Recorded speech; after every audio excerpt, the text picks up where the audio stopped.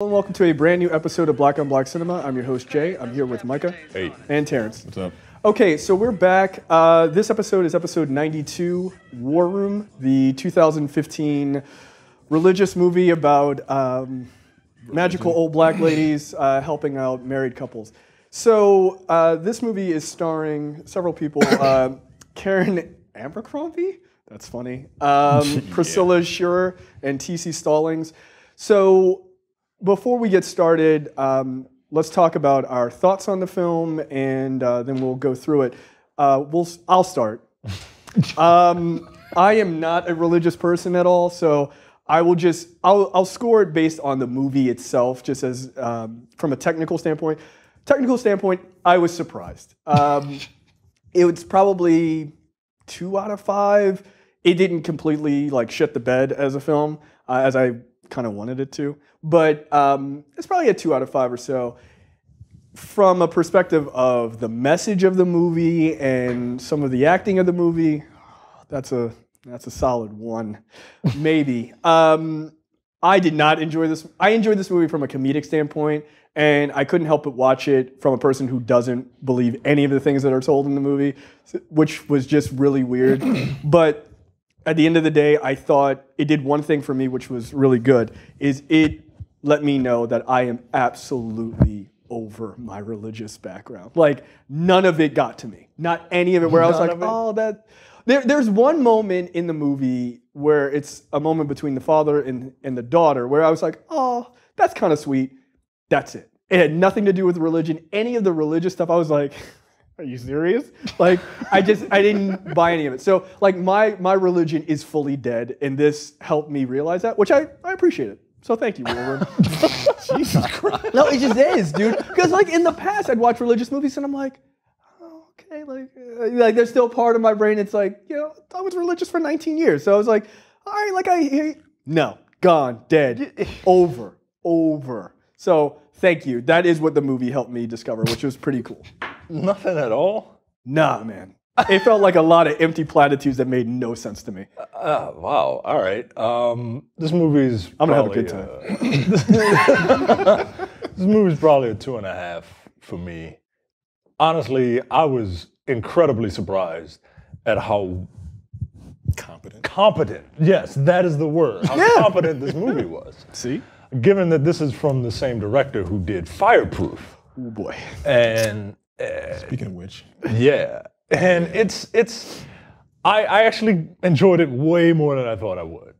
I did too. The message is not something different that I haven't heard before.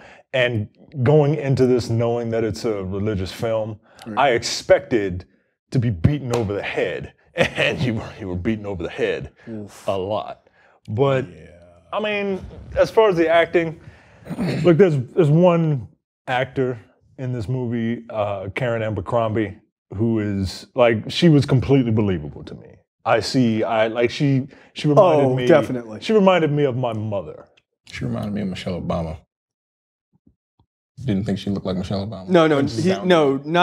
You're talking about the mother. Yeah, Karen Abercrombie. Karen Abercrombie's the old lady. Oh, the old lady. So, Shirer is the mother. Yeah. Yeah. Who's not an actress, by the way. Which one? The wife. Elizabeth. She did remind me of Michelle Obama. There were a couple moments. Is she her sister? I didn't know her sister. She kind of looked like her in a couple parts. She's actually a pastor. She's not this is her first IMDb credit ever. Interesting. Yeah. Huh. Continue. Okay. But Karen Abercrombie, she did it. I know old black ladies. And she played an old black lady really, really well. She reminded me of my grandmother. Absolutely. And she's 50. They aged her. They put a gray wig on her, and they didn't put any makeup on her. And because we were talking about this before we started. I've looked up this woman, so I was like, oh, who is this old woman? And I see her IMDb page, and she's glamorous. I'm like, whoa. Yeah, no. Ooh, is that? Hey, Miss Clara? What's staring down there? Am I going to hell because I find this old lady attractive? Yes, but for different reasons. Hell's not real, but anyway. Absolutely, you will be going to hell. Apparently, but yeah, it wasn't bad. It's actually, if you are inclined, if you are curious, it's worth watching at least once. I would argue that's true. Yeah. Okay. Go ahead, heathen. Yeah, I'm a heathen. I'm going to preface this by saying I went to the movies earlier this week, and I saw a movie called When the Bow Breaks. Oh, shit. Yeah. Which one of these is better? This one. Wow. When the Bow Breaks fucking sucks. It really does. Going into this movie, I knew it was going to be a religious movie. I didn't realize how religious it was. I swear I've never watched one of these completely through. It's insane. It's out of control. But I enjoyed it. I enjoyed the hell out of this movie. I have to tell you, dude. I did. Like you said, it's confidently done. Nothing was too egregious aside from the message, because the message is outrageous. The acting was hit or miss. Like you said, the old lady was pretty good. I actually thought the mother did pretty well, considering this was her first movie. Okay. I mean, she was believable as she was believable. Yeah. But some of the delivery in her lines were, come on now. Look, I'll say this. Take two. I know that they're in the same sort of sphere or whatever. She's a better actor than Kirk Cameron is in any of those movies he does. She is. I mean, yeah. She is a better actress. She is. How that's possible, I don't know. Because Kirk Cameron is Maybe insane. he was never that great in Growing Pains. But yeah, I enjoyed the movie. I would probably give it a 2.5 out of 5. And I would honestly say, if you've never seen it, watch it. It's worth watching, regardless of if you were religious, you were going to love this movie. Oh, yeah. Like, I can definitely see why someone would say this is the greatest movie they've ever seen. Yeah, well. But Go see other even if you movies. aren't, like, it's definitely, at the very least, you'll be entertained. I was surprised. I honestly was very surprised. I thought it was going to be on like Fireproof bad. Like I really did. Wreck. And Fireproof, yeah, it's on Netflix. It's on YouTube, and I watched about 15 minutes of that, and I wanted to blow my damn brains out. That movie's terrible. But yeah, this is, I can't say good, but it's worth watching. Yeah. See, look, we can all agree it was a pretty decent movie. Yeah. Surprisingly. Yeah, I'm telling you, dude. At the end, I was kind of like, I don't like this movie. Like okay, I don't agree with any of the message, or I don't agree with 97% of the message, but all in all, I was actually pleasantly surprised. And a cool ass hopscotch thing at the jump rope scene at the end. I'm like, that's very symptomatic of the other movies done by the same sort of production company, because they did a Christmas movie. I don't remember what it was called, with Kirk Cameron in it again, but it ends in this like 10-minute dance montage of like rapping Christmas or whatever, but it's like 10 minutes of the end of the movie. Like this, the jump rope, the double Dutch championship. Yeah, I can't believe that I just said those words together. but like that's like a solid 8 minutes of the movie. Like a solid 8 to 10 minutes, and you're just like, okay, we could have just kind of like fast forwarded it. No.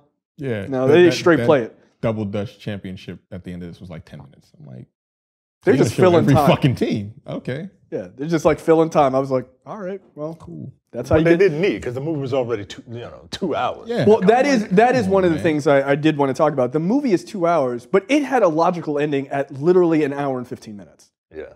I was kind of like, oh, cool. Wait. And then I paused. I was like, there's 40 minutes left? What else is going to happen?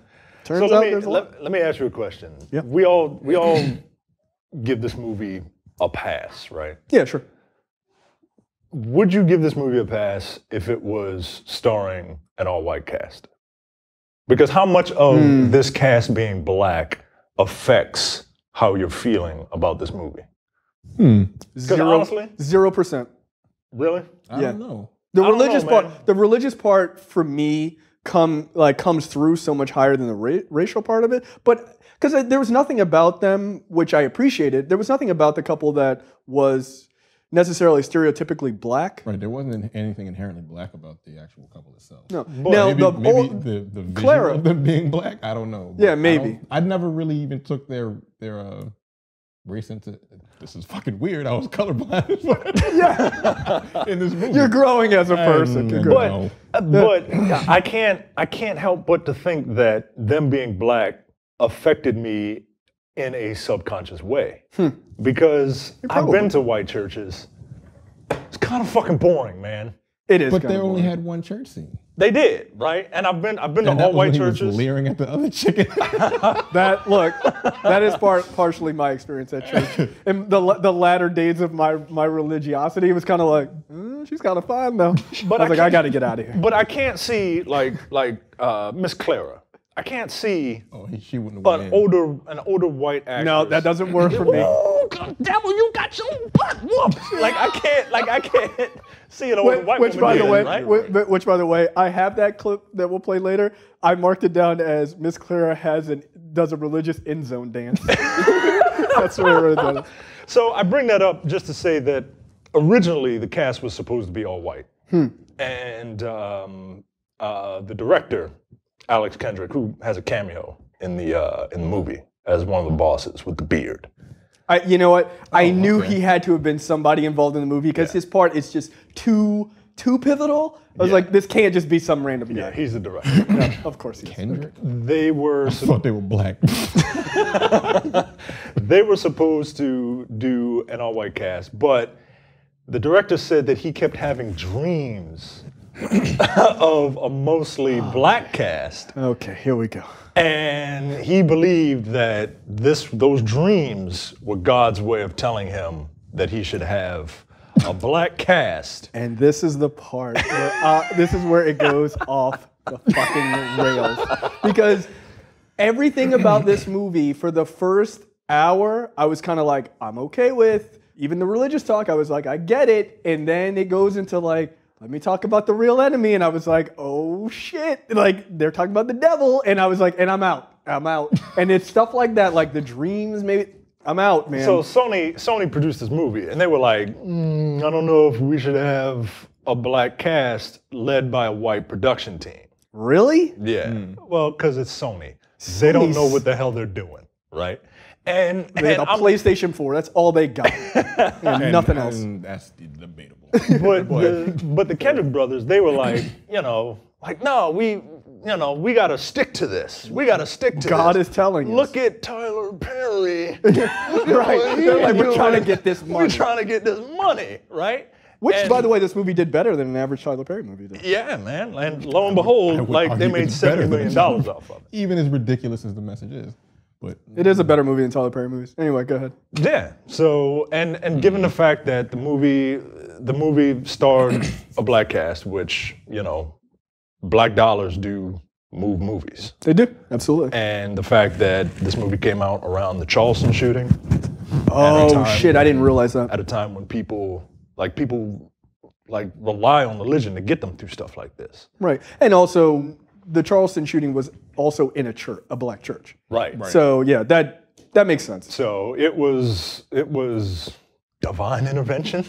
That 9 people were, never mind. Okay. But that's one of the Works in reasons mysterious why, ways, I suppose. That's one of the reasons why this movie made as much money as it did. I wonder, It made $70 million. I wonder, was the release date, and this is not just being shitty, I'm a legit question. I wonder if they held a release date, like, was it supposed to go earlier or later? And then when that happened, they pushed the Charleston shooting happened, they pushed it at that time. I don't see anything. I'd be curious. I'd be curious to know, just because I'm sure from their perspective, if they did do that, and I don't think there's anything necessarily shameless about that, but I feel like if they did do that, it was because like, I think people need this right now, which I think is a totally legitimate perspective to have. Yeah, like Some people would say that's really craven, and I probably a little bit would think that, but I understand it. Like religion for me is like, it is a source of a lot of the world's problems, but at the same time, Period. at the same time, Hard stop. No, it is something that certain people need I agree with that. in order to get through whatever they need to get through. And and most people don't talk about that. Most people just talk about, the atrocities that are performed in God's name. And there's more to it than just that. We can have sort of an existential conversation about it just for a second before we actually do the movie. But like, my biggest thing with religion is, especially with black people, like, look, did we need religion to get through issues of slavery and, Jim Crow and Reconstruction, all that? in the civil rights movement. I don't know that we needed it because religion is people, right? So we accomplished something as black folks, but we as a community see it as God played this major role, and Martin Luther King Jr. obviously was a preacher and everything else. But to me, we did that. Whether God exists or doesn't exist. I mean, you believe whatever you believe, but we did that as people. We got through those things as people. Now those people would argue like there was, this divine intervention that helped push them up so they could do these things. But I would say that it is your humanity that allowed you to do those things. So for me, religion, my biggest gripe with Christian religion, especially when it comes to black people, is I think it robs us of our notion that we can do things ourselves. Right. And a lot of times it's like, oh, I got a 1600 on the SAT. Thank God. No. You studied, you worked your ass off for that. And I think that's part of, it's a weird thing that holds us back in a lot of ways, I think, because we never give ourselves credit for the things that we're able to accomplish. The things that black people have been able to accomplish since we were brought here as slaves by 2016 are unreal if you think about it. We were property, and now we have somebody who's the president. Not only is the president of the United States, but is seen as one of the most influential presidents in the modern age. Not only that, people don't want him to leave. Not just black people, but white people are like, please God, don't go. Holy shit, look who's coming behind us, right? So it is just amazing in that time frame what we've been able to accomplish. But a lot of people will go, oh, well, it's because of God. It diminishes our accomplishments, what you said. It does. That's the biggest issue that I've always had. I'm like, nah, bruh. First of all, I want to thank God for giving me the ability to catch this ball. I'm like, what? No, you've been doing it since you were 10. Right, exactly. And you worked your ass off to get to the NFL or the NBA or whatever. It's fucked up. But hey, if that's what keeps you keeps you going, I guess. But I'm like, no, nigga, this is me. I did this. I did it. I worked my ass. I was in the gym. I was doing all these things. I was studying all this other stuff. Look, here's the thing. When I get done with grad school, you know who I'm not going to be thanking? God. Sorry, I'm not. I'm going to be thanking my wife for cooking meals that I didn't have to cook to help me out, and my wife editing my work and all this other stuff. I'm going to thank those people who did it, because it does rob people of the notion of their own work. It does. And look, you can say, oh, well, in those times when I was struggling, I felt this presence. Sure, I guess. But at the end of the day, you did those things. And I think, especially in the black community, that's one of the things that I hear all the time about how this entity helped you get there. But you worked your ass off to get there. And you have to be able to give yourself credit. And it's weird because we don't want to give ourselves credit, which I think is... No, fuck that. I'm giving myself all the credit. No one helped me get here. No, I did it all by myself. You didn't help me. Nah, man. And especially some unseen entity. Sorry. I don't trust you. If I can't see you, I don't trust you. Terrence is a man who needs tangible evidence. Yes, and I am also that man. What's that? God and ninjas, two things. Terrence is not. I don't believe in any of those. Sorry. I can't see this ninja. He doesn't exist. All right, so let's go through it. And look, we'll have some more, I'm sure, existential conversations about religion. 5-star review? What's that? Don't we have a 5-star review? We're gonna start reading the 5-star reviews during the preview episodes. All right. So look forward to those. Just because it's a little bit awkward at this time. So, all right. So the movie opens with a war montage of talking like Vietnam and all this other stuff, which was really super odd. And I was kind of like, what movie are we watching? At first, I was like, oh shit, did I get the wrong thing? Did I rent the wrong movie? Turns out I didn't, because then I heard an old shaky black woman's voice, and she's like, oh, let me tell you about war strategy. And I was like, oh, I got the right one. Here we go. So it opens with this montage of like people dying. Great. And talking about how like there's always seems to be a war to fight, but people have to learn good war strategy. Right. And she's talking about her husband who's now dead. Okay, maybe I'm a terrible person. You are, but go ahead. I don't think I am. But in the beginning, she's talking about her husband, and he's like, he was a great war strategist, and he died of a heart attack. I was like, what? How old was he? He was like 25 years old. And he's like, well, he died of a heart attack. Well, she said they had been married. Later on, she says they were married for 14 years. Was it 14? Yeah. I was like, damn, he was kind of young, man. Okay, they were married for 14 years. So, and he died in what year? 70 what? Yeah. I mean, but that was the whole thing, because does this movie take place in the same soul food universe? Is that what he was eating? Is that why he was dead by like 32? Wait a minute, how did he die of a heart attack? Like the way he died, I thought it was going to be a war injury or something. Like, no, Yeah, a heart he was attack. gonna get shot. No, he just died of a heart attack. I was like, well, that's not funny, but I laughed my ass off for some reason. Like, I don't know, because it was just so weird. It was random. And also, like, why did he need to die so young? I guess it was probably to show what happens later, what she reveals later about their relationship. Clara does. So who knows? So then it jumps directly to us meeting Elizabeth Jordan, who is a real estate agent, and then Tony Jordan, who is her husband, who is a pharmaceutical sales rep. Yeah. Which, again, this is like a very 90s thing. Like, black people doing pretty good. Like, they live in a fucking big ass house. They got a kid. They're married. Like, I was like, okay, like, I like that. They're not in the hood. They're not, for a white production company, it was nice to see black people not seen as absolute stereotypes. He made more money than she did? 4 times the amount. 4 times more money than she did as a pharmaceutical sales representative? They make a lot of money. They do? Yeah, they make a lot of money. Real estate drug agent. dealers.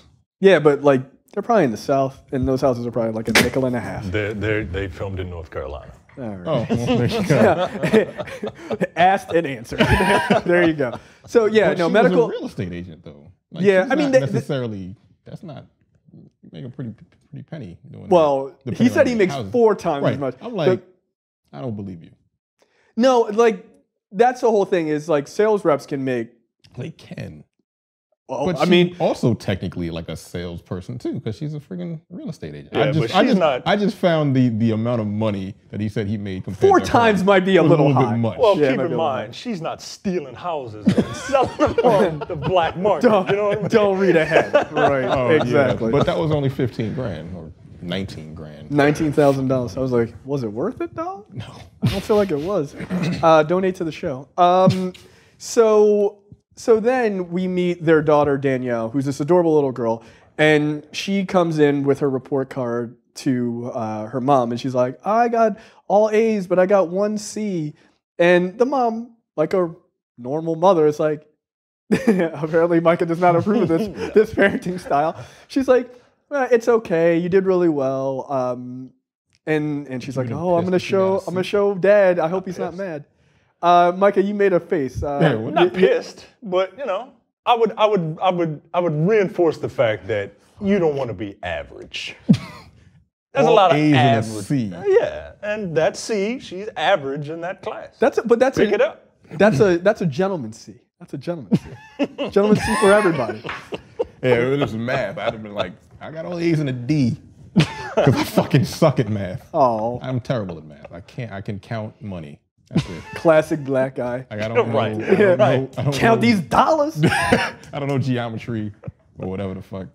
My wife is horrible at math because she went to art school, but she's good at geometry. That's the one. Because it's fucking Because shit. it's art school. And she has like she has like math. crazy like spatial like awareness. She's like, this is exactly 13 feet. I'm like, how the fuck do you know that? It's like square root of blah blah. I'm like, all right. I'm like, add these 5 numbers together. I don't know that shit. I'm like, yeah, art school. Like, Exactly. I hate fake numbers when there's like letters involved. That shit is Why the stupid. fuck is the alphabet in my math class? Like, I don't like that. So you kind of meet like the 3 sort of principal characters of that family. And then there's a weird thing about Elizabeth, the wife, having smelly feet, which is just a random. Look, I'm gonna be a dick. Is this Micah? You're the religious person here. Is this like Christian comedy? Like, is this what? Is it? Because I didn't get it. Like, It's the good. entire movie. It's good, wholesome comedy. Right, like I felt like they were just like, we're nailing it. Like, Yeah, it's like because can't say shit. Smelly feet. right, like, and she has a lot of like smelliness about her, as we'll find. Like her feet stink, her breath stink. Like what else stinks? You've been locked in that closet for days on end. Yeah, she Playing. literally slept in there once. I was like, And look, for people who have not seen this movie, I know that all sounds weird. It'll all make sense in a couple of It was minutes. very strange. Like it was a running gag through the entire movie. Like, Yeah, it's a running gag. But you know what? The gag kind of pays itself off at the end. It does. Yeah. It does. Because the joke at the end, I was kind of like, you know what? Again, I'm shocked. This is a competent movie. Yeah, it's a confident movie. I was like, damn, all right, they kind of nailed it. So then we get our first. So we see Tony as he's like a medical sales rep, and they're like, oh, you know, he's like cool hip guy, and everybody likes him, whatever. Also, this guy looks like a fucking villain. He does. He has a perpetual scowl on his face. His eyebrows are like, they're pointed straight down to the bridge of his nose. I was like, whatever this guy is doing is shady. I don't know if he's a bad guy. Ice Cube is normally the guy you think of who's just angry black. Nah, man. Like this guy, like he has plastic surgery to look evil. You know what I mean? He's like, I want to be a villain in every movie. Has he been in anything else? Does he play the devil in a movie? He's been in like TV projects and other religious stuff. Oh, this guy I feel like this guy could move into mainstream. He could be a solid, he's dark skinned, he looks mean, he could be a solid Tyler Perry bad guy. Yeah, he could. He really could. Like, look, dude, if you're watching, this is your time. Like, go for it. You're black. You're angry. You're perfect. So we now we meet Tony as he comes home from work, and he comes in guns blazing. He was so pissed. He's so pissed. So we're gonna play that clip, and then we'll come right back. I already told you, baby. A C is not that bad. It's okay. Hey, Daddy. Hey, Danielle. I got my last report card. I made all A's except for one C. So I just got a notification that you moved $5,000 from our savings into your checking account. That better not be so you can prop up your sister again. You just gave that much money to your family last month. And my sister needs it more than your parents do. My parents are elderly, okay? Your sister married a bum, and I'm not supporting someone who's too lazy to work. Darren is not a bum. He's just having a hard time finding a job. Liz, he is a bum. Look, I can't even remember the last time he had a job. Can we talk about this later? No, we'll talk about it now. Because if you want to give them what you make, that's fine. But you're not giving them my money. Your money? The last time I checked, we both put money into that account. And the last time I checked, I make 4 times what you do. So you don't move a cent out of that account without asking me first. Can we please just eat dinner? You know what? Go ahead. Go on to the gym. So, how is that your first conversation when you walk in the house? Hey, how you doing? I know you ain't moved $5,000. I was like, God, they're like, take it easy, Jesus. So $5,000, Terrence, a lot of money. It's a lot of fucking money to give to your sister. I mean, look, Just out of the I mean, they're balling though. He's making four times the as amount. much as she's making. How much does she make? I mean, I guess She's making $50,000 a year. 4 times 200,000. 200,000. So, look, we'd have a conversation. I wouldn't come kick the door and wave in the 4-4. Oh, right. Talking about, but I'm like, $5,000? $5,000's a lot of money. That is a lot of fucking money. My wife and I would definitely have to have a conversation. We have had a conversation about far less than $5,000. $20. Yeah, what are you doing? Like $5,000. That's Chipotle money. Like, look, how much? How long is it supposed to like prop them up? Half a year? Because that's a lot of money. That shit ain't for no month. Yeah. I give this to you. You better get a job within the next fucking month, and pay and this it is back. all you're getting for the year, because that's a lot of money. If let's say you're making $100,000 a year, you're giving your brother 5 G's, prop him up. For what? Because he's on the couch playing PlayStation and his family is suffering. 100 G's. From $100,000, $5,000. That's a significant percentage. That's a lot of. That's 20%. The answer is no. What is that? I'm not giving. That's 2%. That's 2%. 5,000. Yeah. I'm not giving anybody $5,000. Like, I would have to be making like Am I a ball player? $250,000. Am I a ball player? No, you're you. No. So you have no athletic talent whatsoever. No. I would have to be making a significant amount of money to just throw somebody $5,000. Like $100,000, I don't think is enough. No, I would have $5,000 just to give it to him. Like, what's the frame? The time frame is what I need to know. Like, if I need some details on this. I'm giving you this for this year. One and done. No. Mike is like, I don't Mike's even like, need fuck you, details. no. No. So I just thought him coming out guns blazing was a bit more. Also, he might as well have mushed his daughter's face. He might as well like, have Ray Lewis that girl. Yeah, like get out of my face. She was like, I got a report anyway. I know you didn't take that money. Yeah. Treat that poor girl like shit. Yeah, $5,000. Yeah, I'm gonna. No, that's a no. Yeah, look, I would, but like that's all you getting from me. For like, is that a loan or is that a grant? That's a loan. With interest. I don't know. I wouldn't, God damn. Like I wouldn't say interest. You owe me $6,200. I wouldn't say interest, but that's a fucking loan. Like if it was like 1,000, fine. $5,000, but it depends on how much money I'm making. Yeah. Like I'd have to be making like $250,000 to just give you $5,000. Yeah, that's a lot of money, man. I'd have to be making $250,000 to entertain that. Not even do it. Right. To Just not laugh it off immediately. Right. Oh, that's cute. We're not going to do that. As a sister, as that person that's getting the money, would you even ask for that kind of money? No. $5,000? I got too much pride, me man. $5,000, like, nah, man, I couldn't even ask for that. I mean, I could ask. Oh, you can. Yeah. I wouldn't mind. If it was my brother or sister, I'd be like, look, times is tight. And these PlayStation dollars aren't going to buy themselves. What if you were a listener to a podcast that you really, really liked? Would you donate $5,000? Do we got any ballers out there? Please. Come on, man. Look, it could just be $5. You can sign up for premium content if you want. We'll take that. $50 would be great. Yeah, $5,000 is a lot of money. But again, his reaction to his wife is, come on, man. Like, you can't live like that. You can't treat your wife like that. That's fucked up. Yeah. Like, who talks? My question is, who talks to their spouse like that? Like, I know you ain't take that money. I'm like, I'm sure there are. You're a plenty of people daddy? talking Come to on their now, calm down. spouses like that. Yeah, I'm sure there are. That's probably not uncommon. That does not fly in my household. I cannot imagine me like kicking in the door. I know you ain't moved that money. Like, I feel like, is this an act? Are you reading lines from a movie? Like, you must. She just turn around and walk away. I'd be like, oh, but wait, I have questions. Like, no. So he storms out and he goes to the gym, which is like the modern day bar. I'm going to the gym. Like, yeah. Is the gym the rec center that they were in at the end of the movie also? Because they had those banners on the side. I think so. So he storms out, goes to the gym, and then he has a conversation with his friend. This is like his religious buddy, and he's like, hey, man, you know. Also is not an actor. Oh.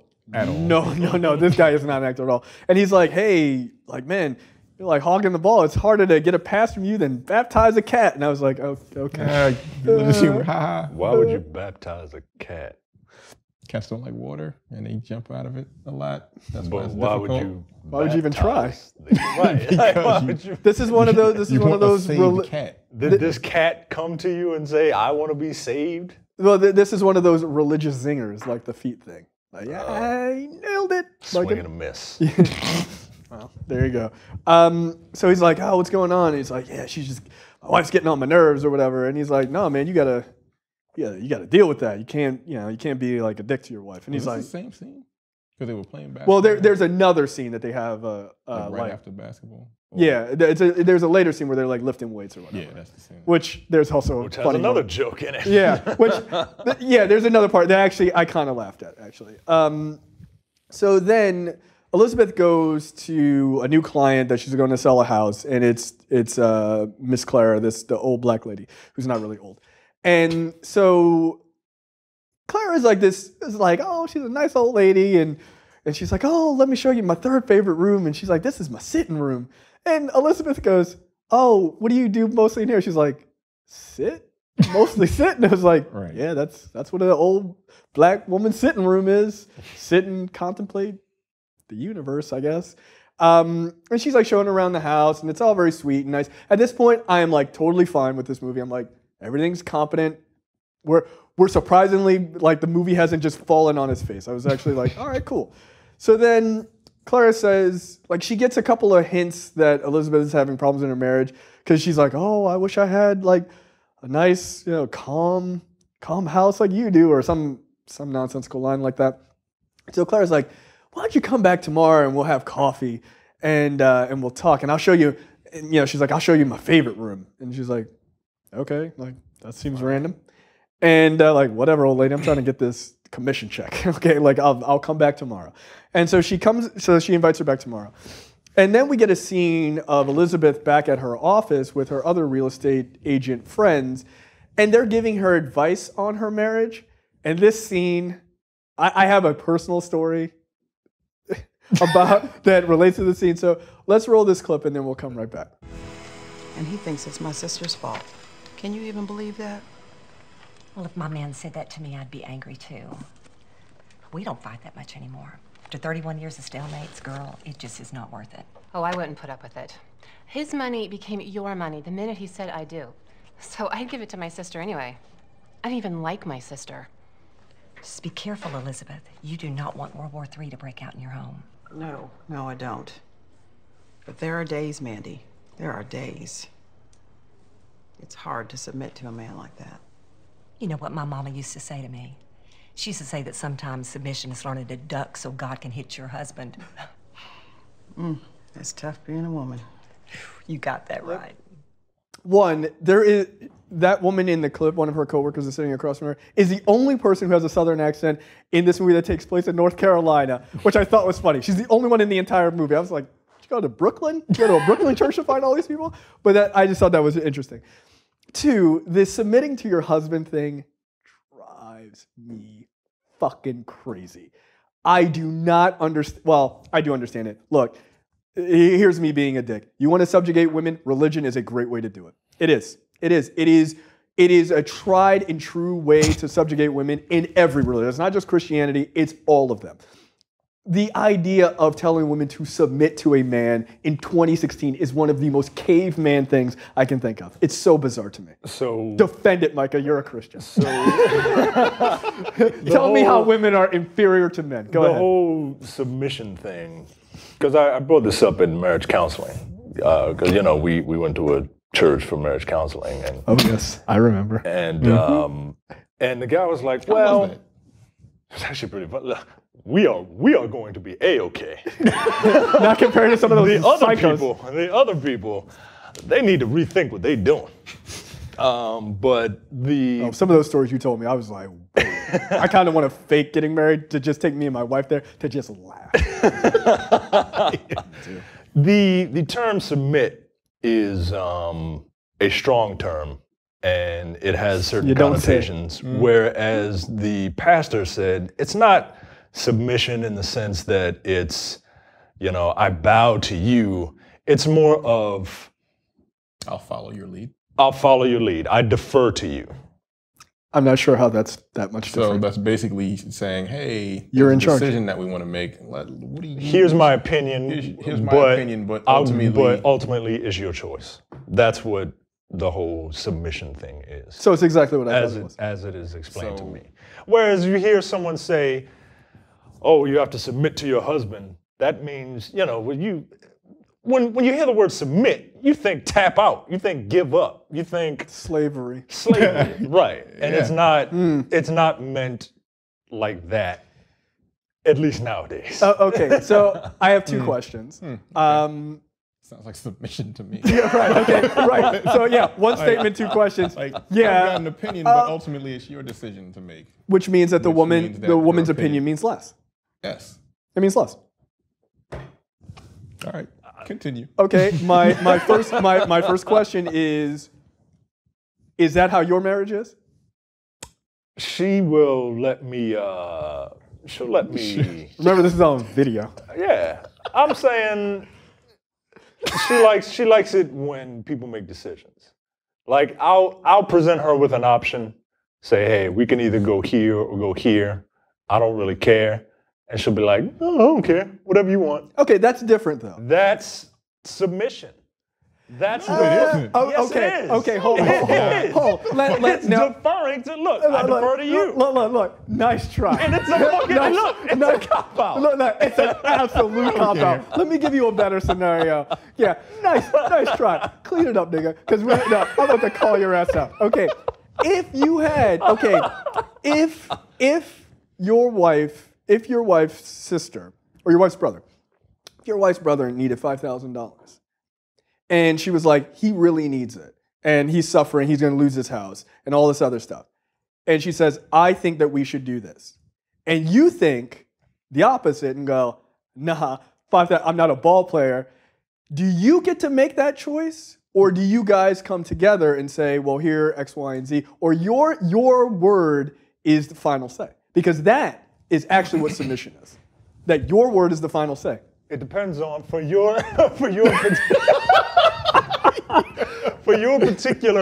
particular. See, your analogy doesn't work because I'm a nice guy. Right? Nigga, shut up. Like, the way we have our finances set up, she has her money. Like, was a Kevin Hart joke? The way my check-ins and savings. And then we have our money that I put my money into. Okay. We're not pulling from that. You pulling from And hers. we're not pulling from mine. You can do what you want with your money.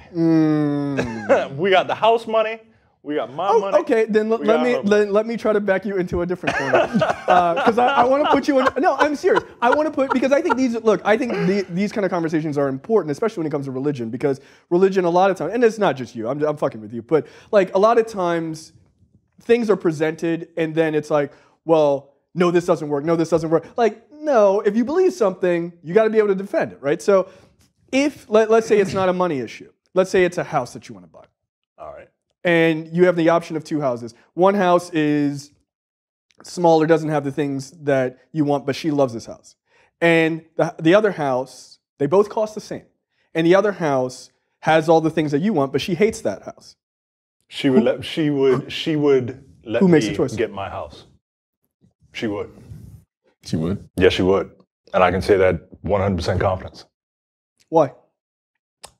Probably Why does your preference matter more? Religion. No, she wants to make me happy. What about the other way?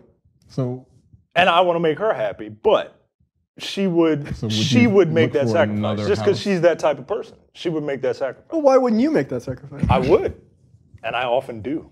Fair enough. I mean, look, we're being honest. I mean, come on. All right, that's fair. That's fair. Okay, I'll leave it there. Think I want to do all this fucking running? No, I don't. I want to be in my house, on my couch, playing my video games. I want to fucking get up and exercise. But she wants to, so I do it. You better submit. Submit to me. So technically, you don't have a relationship of submission. You have a compromise. But that's actually my ultimate. That's actually my ultimate question. Right. Is, do you actually live by this? I don't think you do. No, I don't live by this. Right. But I think that most people don't. Most people don't, but because most people, and we'll get to the coffee analogy in a second, I think. Yes. That's the next time she goes to the house. So, and this is my big thing with religion, is the coffee analogy. I'll elaborate more when we get to it. But that's my issue with religion. Okay. So yeah. That was really the crux of what I wanted to get to is, do you live by that sort of old school tenet? Which I think a lot of people say they do, but they don't really do it. Because I don't you think in 2016, you can't just be like, bitch, we getting that house I want. Like, goddamn, like, all right, because it says it in the Bible. Like, because most marriages, both people work now. Yeah. Like back then, only the dude worked. So like what he said goes because he was the head of the household. He made all the money, then he ran the house. Right. And I know of people who still think that. Like when they both work? Even when they both work. That's crazy to me. No. Right, like that's crazy. Hell no. Like my wife and I make relatively the same amount of money, so there's no like, I make 4 times what you make. Like, ain't none of that. Like, I make $4 more than you do. Like, what does that mean? Who cares? My wife, you don't want to know how much more money my wife makes than me. She comes in every evening. I know you didn't move that $50. You're like, I didn't. I didn't. $65 buying a video game. Like, sorry. I'll put it back. That's why we have our finances the way they set up, man. Help me out. Help me. So yeah, I just wanted to have that conversation, which I thought was interesting. So then Elizabeth goes back to Clara's house the next day, and she's like, oh, okay, show me your, tell me all about your, your favorite room. And so before Clara does that, she starts asking her, like, she's like probing questions. Right. Like, these questions started making me angry. I'm like, what the fuck kind of shit? Why are you asking me these questions? Like, mind your business, old lady. I'll push you down a flight of stairs. No one's gonna find you. You're old. I'm like, what? I'm trying to sell this house. Like, Don't worry about my religion. Like, sign this paper so I can get the hell out of here. Go back to my sinful life. So she starts asking her all these probing questions, and then we get to the coffee analogy, which is she's like, Clara's like, oh, okay, I'll make you a cup of coffee. Like, how do you like your coffee? Do you want it with cream or black? And she's like, oh, I'll just take it black. And so right before that, she says, so, you know, what's your religious life like? Like, are you heavy into the church? She's like, oh, you know, I think we're like most people. You know, we're average, right? Yeah. Sometimes we go, sometimes we don't. She's like, all right. So she comes back and she gives her a cup of lukewarm coffee. And she's like, what the hell is this? Like, you don't drink your coffee hot? It's like, oh, I drink my coffee hot. Just like my love for the Lord. Hot. Gotcha. Like, and she was like, she said, most people either drink their coffee hot or drink it ice cold. There's no in between. Yeah. Same thing with religion. You gotta be all in or you gotta be all out. And that is fucking bullshit. I personally think Miss Clara's not completely wrong by that. I think she believes that is the right way. No one is all I don't in. believe that should be the right way. I know some people that are all the way in. I would say the majority aren't all in. Right. I would say the that's majority are in the Are the gray lukewarm area. people. Right, but I would say that I think there's two perspectives there. I think there is the religiosity perspective, which is if you are a person who says, look, I am a Christian or a Muslim or a Buddhist or whatever, then you are subscribing to a doctrine of beliefs. They're in a book that says that this is an absolute fact, right? But most people, facts, right? A non-scientific fact. Doesn't say that they're facts. What's that? Doesn't say that they're facts. People believe that the Bible is literal. But does it say it's literal? It says that Jesus said all this. Yeah, it's literal, dude. I don't know if that says it's literal. I mean, like, I don't think there's a part that says it's not Genesis. Chapter 1, verse 1. Based on a true story. Based on a true story, like a fucking like Fargo. You're right. Yeah. Well, that's kind of how I see the Bible, just like a Fargo season. Yeah. It's based on a true story. You're like, what fantastical things are going to happen? Ooh, So look, there's locusts. I think people are smart enough. Well, all right, no, I won't say that. Yeah. I won't say that. Slow down. I see this as it's a book of allegories, and I think that's true. And it's a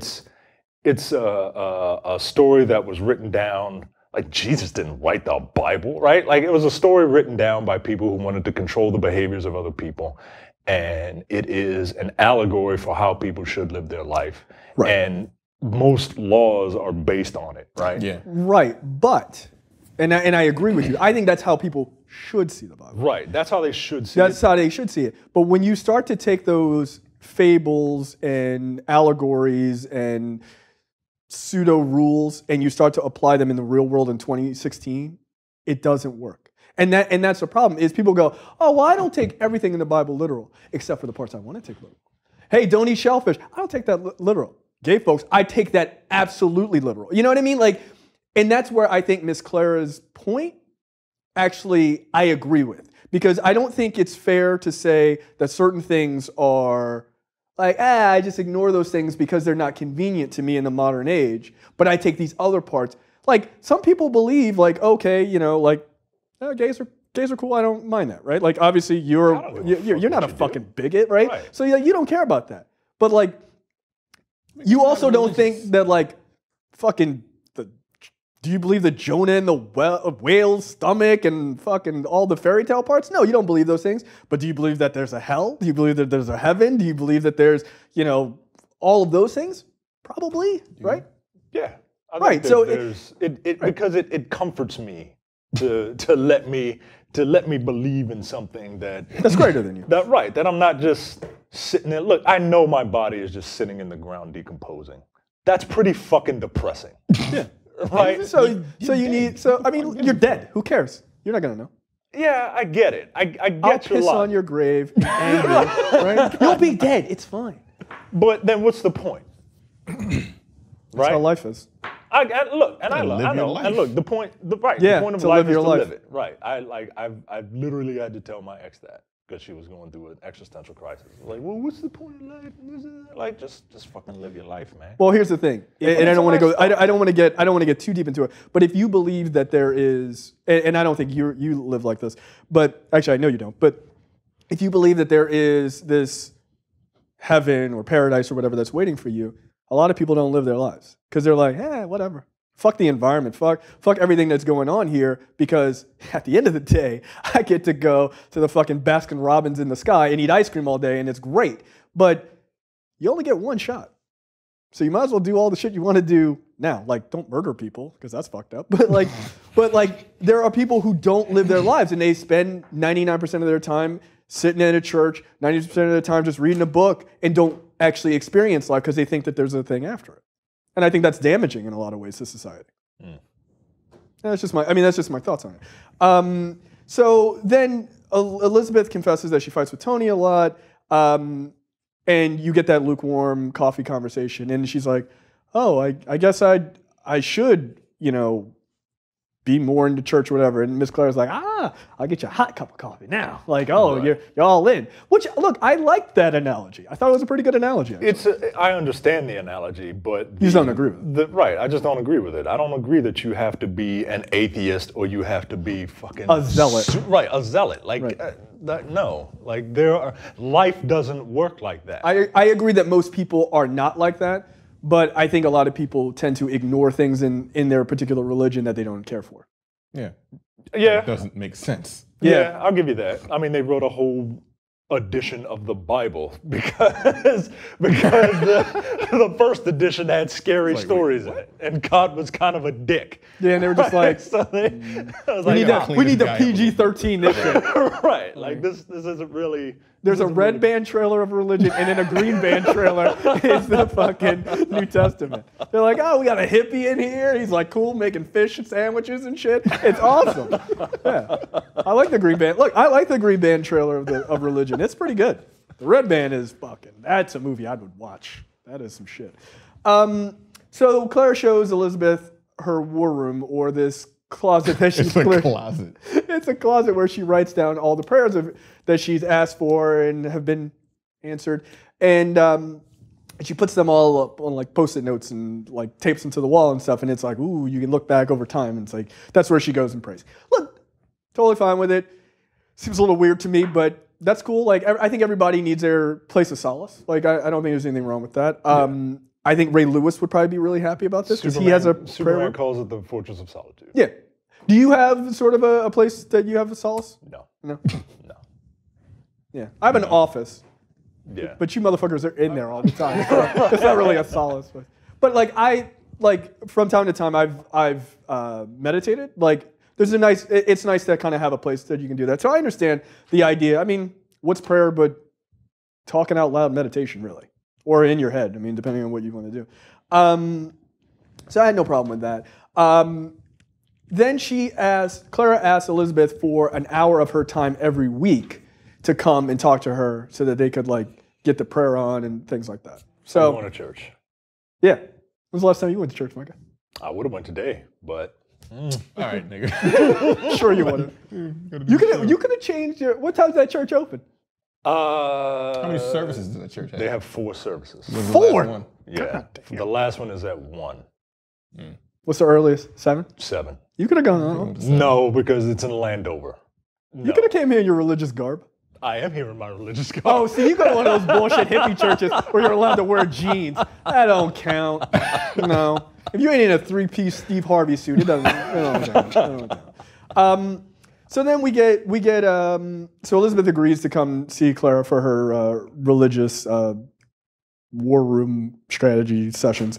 And so then Elizabeth is at home and she hears her daughter Danielle and her daughter's friend talking, and she walks in when her daughter says, "Oh, I wish I lived at your house because my parents were never there together. They fight all the time." And so Elizabeth is like, "Oh." that's sad. And Like, you little bitch. yeah, like, and then her friend leaves and she beats her daughter, just like the Bible says. Honor thy mother and father. Yeah. Yeah, they didn't say anything about sparing the rod, okay? So then Danielle calls her mom out, and she's like, oh, do you know that, we love you, we're your parents, we love you. And she's like, I don't believe you. She said, I think you love me a little bit. I was like, God damn. But keep in mind, this little girl is like 9. She was like, no, don't buy it. You guys are terrible parents. And then she literally proceeds to list the things, like question the things that her mom doesn't know. She's like, what's my jump rope team's name? What are our colors? And she's like, what award did I win last week? She's like, you won an award? Like, yeah, bitch, I didn't think you knew. Yeah, and she was just like, boom, boom, boom. Tell me something else you know. You ain't know that either. I'd have turned it right around. Be like, when was the last house I sold? You little bitch. Like, you don't love me. How about that? The funny thing is, as you're saying that as a joke, I actually totally believe you would do that. Like, do you love your father? Tell me the name of the last podcast we did. I don't remember. I know you don't. Right, exactly. Like, get out of my face. Like, yeah, that's not her job to remember that. I'm your guy. She's the child. Asshole. I'm your father. Submit to me. That was pretty fucked up. Yeah, that little girl called her the entire fuck out. I was like, Jesus Christ, you're 9. You're way too fast and fresh for that shit. So then Elizabeth goes. There's another scene. Elizabeth goes to see Clara, and she like talks about all of Tony's failings as a husband and as a father. And she is clearly like, as the scene starts, she is just like listing off, just like, he doesn't do this, and he doesn't do this, and I think he's cheating on me, and all this other stuff. And it was kind of like, all right. Miss Clara's like, she was like, whoa. She goes, and he must be getting it from somewhere else because he's not getting it from me. Miss Clara's like, damn, all right. Like, I don't need to hear about your sex life, which, as a Christian, you probably shouldn't even have sex. Let me help you. That's basically what she said. Yeah, like, I need you to just calm it down. I wrote down, like, they're like talking about, so Miss Clara's like, look, here, take this first prayer. This is one that I did. Here's like my prayer book or something, and take this and like try it out. Like, do some, take the prayer game, the home edition, and go home and work this out. And so then we get what I wrote down as Jesus montage, praying it up, gospel breakdown, and it's just Elizabeth like reading and praying, and like there's like gospel music, and it's all very beautiful, I guess. And like you're trying to like, this is a part where I feel like people in the theater are just like, they're like clapping along, they're feeling it, right? They're all in. I was not all in. But then Danielle and her friend find Elizabeth praying in the closet, eating chips, which I thought was a hilarious scene. And she's like, they like knock on the door and they're like, why are you just sitting in here eating chips in the closet? And she's like, don't tell anybody I was in here eating these chips. This is my closet. What is going on? And like, it was such a bizarre scene. I was kind of like, okay. And then that foot fucking reference again. It's like, oh, what's that smell? I'm like, it's like, those are my shoes. My shoes. I'm like, well, get out of my house. So then we cut to Tony. We cut back to Tony, and he's like selling his pharmaceutical or giving out pharmaceutical samples to this hospital. And he goes back to his job, and they're like, oh, you're doing so great. It's gonna be a nice fat bonus check for you. Great work. And he's like, all right, like fucking high-fiving and shit. And so as he's walking out, he meets this woman who is who works for the company, or I think he met her earlier or something like that. Secretary for the big boss. And he clearly is like kind of got a thing for her, and she's got a thing for him. This scene, he calls her because he's. Oh right, he stops to call. He stops to give her a call. He met her he met her earlier. Oh right, yeah, that's right. He stops to give her a call to go out to eat. Acceptable or unacceptable? No. That's fucking unacceptable. This nigga's married. Don't do that. Yeah, no, I agree. I was, don't do that. Look, everybody can possibly fuck up. Everybody. I don't think there's anybody who can't possibly fuck up. Depends on your situation. My view and my wife's view is do not put yourself in that situation. It's very simple. Hey, why don't you come up to my hotel room and check out the balcony view? No, I'll see you in the lobby where there's plenty of people around. I don't think so. He knew what he was doing. Yeah. Of course he did. Yeah, he knew what he was planning on fucking cheating. That's what he was doing. Right. Oh, we go out to dinner. By the way, I was kind of like, your wife is better looking. Yeah. She was. I'm sorry. Like if you're gonna cheat, upgrade, dog. Don't go lower. That doesn't make sense. So then Elizabeth wants to. There's another situation where Elizabeth's like, I want to help my sister. This money, and Tony's like, no. End of story. Submitted. Gone. Like no. So then Tony's friend tries to find out what's happening in his marriage. This is like they're at the gym and they're like lifting weights, whatever. And it's a really weird conversation. And it's like, do you have other Christian male friends that talk to you like this? No, I don't. It was so we don't. strange. Like the average Christian does not talk about God in just like Every day. So hey, did you pray today? Like, no. Mind your goddamn business. Don't say the Lord's name in vain. Oh, sorry. Yeah, God damn it. but this scene was very strange because he asks him, he's like, he's talking about the bonus. He's like, I wish I got a bonus for every life that I saved. Right, because he's a paramedic. So what if it was your wife? And he was like, Yeah, he said he wouldn't do mouth to mouth. Yeah, Right. Tony was like, oh, I'd never do mouth to mouth. Well, Like, what if it was your wife? What if it was your wife, bro? He was like, He started. He was that like, bitch. "Let me holler at these dumbbells real quick." wait a minute. He's like, wait, what's that? What do you mean? What's that, bruh? Like, I'm tired of her mess. Like, what the fuck kind of conversation is this? Very Christian of you. Like, yeah, that was a very odd, like, fuck that bitch moment. I'm like, why don't you just get a divorce at that point? There's an interest. Yeah. Thank you for saying that. Yeah. There's an interesting scenario. You gotta work on your marriage first. Divorce is frowned upon. You gotta do everything you can. Well, And from my perspective, gone. If it's not working, it's not working, man. Like, destroy it. Like, he said he wouldn't give his wife mouth-to-mouth resuscitation. Yeah, if she your was marriage dying. is. Oh, if you're like, At I'd let point, like, I would let my woman wife die. Yeah, I think know you're what? past Draw reconciliation. up the papers. It's a wrap. Come on, man. Slide them fucking things across the table. Divorce is an interesting thing, Micah. You don't believe in divorce, right?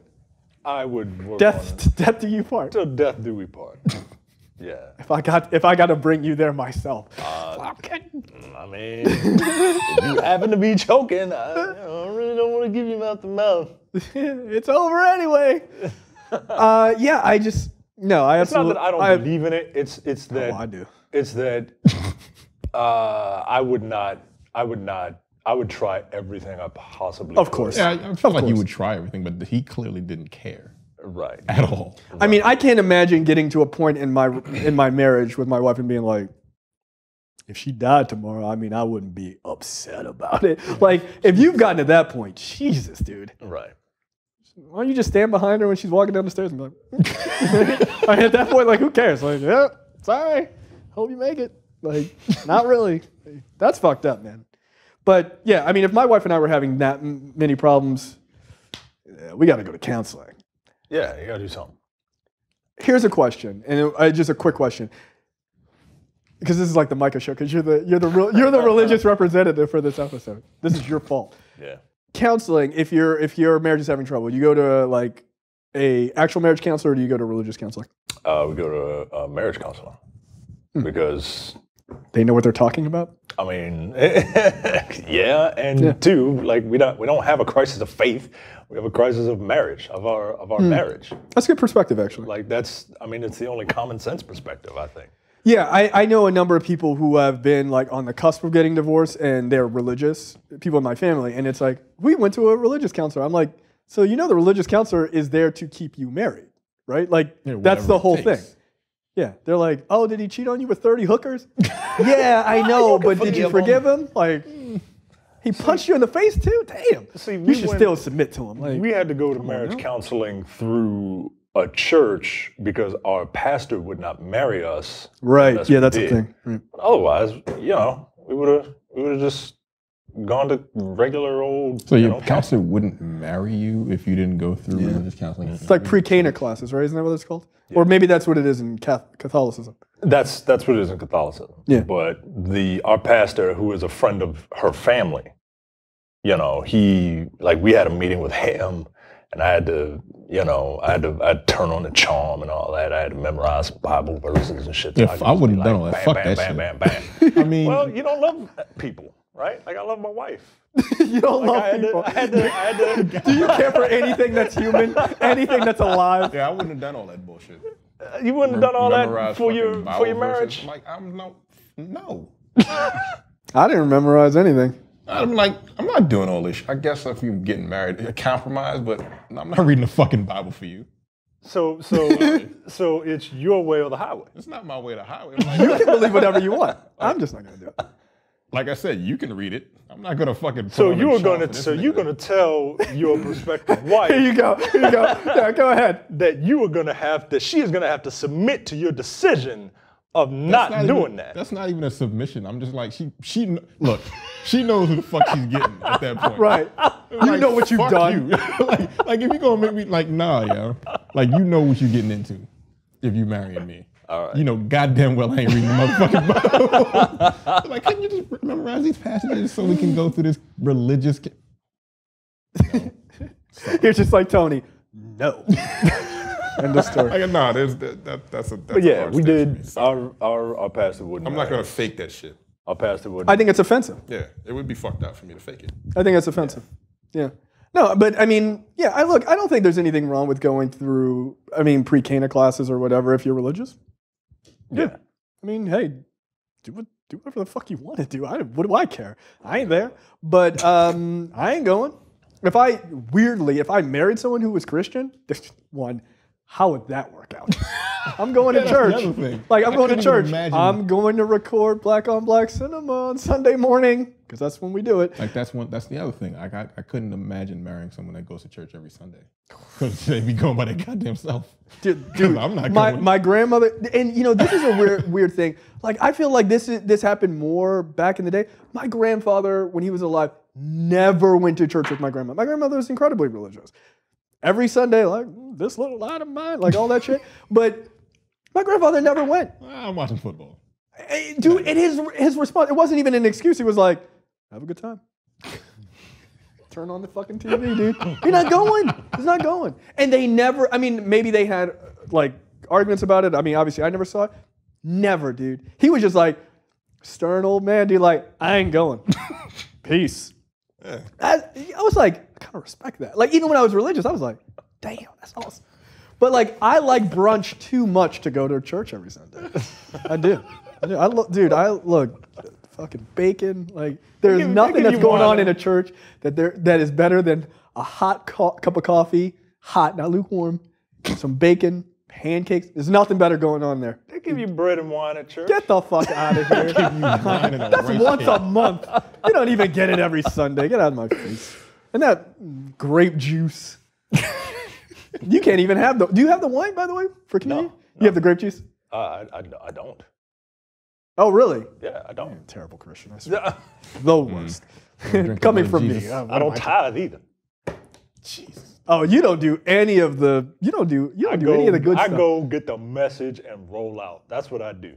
You just getting something for nothing. That's what I'm there for. Like Micah. To grace you with my presence. Like Micah, you gonna give up $5? No. That was the most I've ever given up. It's $5. I told you guys about my last time in church. Like the last time I went like on my own. Oh, when you and your wife walked out? Oh, no. This is way before I met my wife. Yeah, we did walk out because they were being bigoted towards gay folks. And we were just like... I wanted to. But you chose not to. It was a funeral. Oh, right. So I couldn't necessarily leave. I'd have dipped if it was just... It was my cousin. It was two of my cousins' baptism. I was like, gone. Like, they dunked your head in the water. Bye. I'm out. They're like, and we got to stop the gays from getting married. And I was like... Where did this come from? Like, that's the exact situation. What the fuck are you talking? You know what? I would leave, but I can't because my uncle's funeral. Gotta stay here. Yeah. It was a baptism. Bizarre. I was kind of like, but the time I was 19 and I went to church on my own, and they literally said they had a guest pastor there, and he was like, and I went to one of those fucking like 9 bajillion people fucking mega church bullshit places, and I had been going there since I was 3, and they had a guest pastor, and he was like, make sure you put the money that crinkles and not that, basically dollars, not change, in the collection basket. And I was like Like, I remember having a thought, like, the thought of, nigga, are you serious? Like, are you seriously asking for a specific denomination of money for me to give up in church? Like, that offended me to, like, my core. I was already, like, we were already on shaky ground because I had to get up and go on Sundays. I had to drive there on my own. I'm 19. I definitely don't feel like getting up early on Sunday. At that point, I had discovered what brunch was, and I was kind of like, this seems way cooler. And then that, and I was just kind of like, nope. And I was like, I was literally offended, and I was like, end of this. And I went home with my parents because they went to like a different service or whatever, and I was like, I'm not going back. Like, not going back. And they were like, why not? I told them the story, and they were like, well, that's your choice. And I was like, it is. And I never went until my wife and I went when I was 32, I think, 33. And then we were just like, oh, hell no. And we walked out. And I got into a massive argument with my mother about that shit. When you left? Oh. I mean, I have never gotten into a fight with my mother like that. Where I was, and I mean, because we've talked about like you don't respect black moms, right? Like, you can't just be like, fuck this shit. Yeah, I'll say shit, and I'm kind of like, I look at someone, I'm like, she ain't too mad about it. Like, and I'm 36 years old. I still, like peek out the window. But I still don't do that. But that conversation, I was so fucking livid. I was like, fuck that pastor, fuck that church. I'm never going there. Don't ever fucking invite me back. This boy, and I was like, I stood outside of myself. I was like, are you crazy? What did you say? I was so mad, and I was at work. I was so mad. I was at work and I was saying that, dude. And I was like, I never want to hear anything about this guy ever again. I don't give a shit. He could fucking die tomorrow, is what I said. And she was like, oh, and my mom was just like, fuck. And she's a religious woman, and she fucking let me have it too, dude. It wasn't like she was like, oh, okay. Like, my mom was like, don't you ever say that. I was like, I fucked up. Like, I was a little upset. Oh, I didn't apologize. Never did. Nope. We just have that understanding that, like, that's just not a thing we talk about. We just don't. You just leave it alone. We just leave it alone. Every once in a while, she'll be like, I went to this good thing in the church meeting. I'm like, really? Did you? So you made your mother submit to your will. That's correct. Finally. Took 33 years, but I did it. No, it's just something we don't talk about. Like, my mom just goes, but my mom has become much more understanding about sort of my views on atheism, because she basically is like, she doesn't believe in anything. And I'm like, nihilist. But she actually has posted things on Facebook, which I thought was kind of cool. She's like, you don't need religion to be a good person, which is not something she would ever post before. But I think that's because of my views and my wife's views. So, I don't know. You can evolve as a person. And I have definitely evolved to being less anti-religion and just being more of like, whatever, do your thing. Because before, when I was a brand new atheist, I was like, fuck all of this. I could care less about any of it. But now I'm kind of like, whatever. My thing is, it's like, I don't believe in any of it, but don't come to me with it. Leave me alone. That's my thing. Now, if you want to battle and tell me why your way is right, let's take the gloves off. Step aside. We can battle about it. But I'm not going to tell you, like, don't believe any of that. Believe whatever you want. Just don't subjugate people. Don't be mean to people, and be a good person. It's fine. That's it. Except for Micah. You're a hypocrite. Yeah. So we get to a point in the movie where I literally had to pause the film because I was laughing so hard. It's a two-part thing. Clara and Elizabeth and Danielle, the daughter, meet in a park, and they're like talking about religion. Before you go into what I know you're about to go into, there's a scene about this. There's a thing about this park scene. Okay. And I think you will. Because there's two parts to this. One is a very stereotypical black moment that I laughed at, and then there's the other part that's the very obvious part. This is something that you wouldn't even think about, but you're gonna roll your eyes when you hear it. So, boy. In the park scene, Danielle, who's the daughter, is seen feeding a squirrel. Right. The squirrel was actually an answer to a prayer. The script called for one, but there were none on site. So they prayed for one. And when they were ready, it came. In the audio commentary, Alex Kendrick, who is the director, says, "We prayed, God, we need one squirrel." And when he had all the cameras ready, here comes one squirrel, comes right down the tree. We filmed those few seconds, we got it, and then the square took off, and we never saw it again.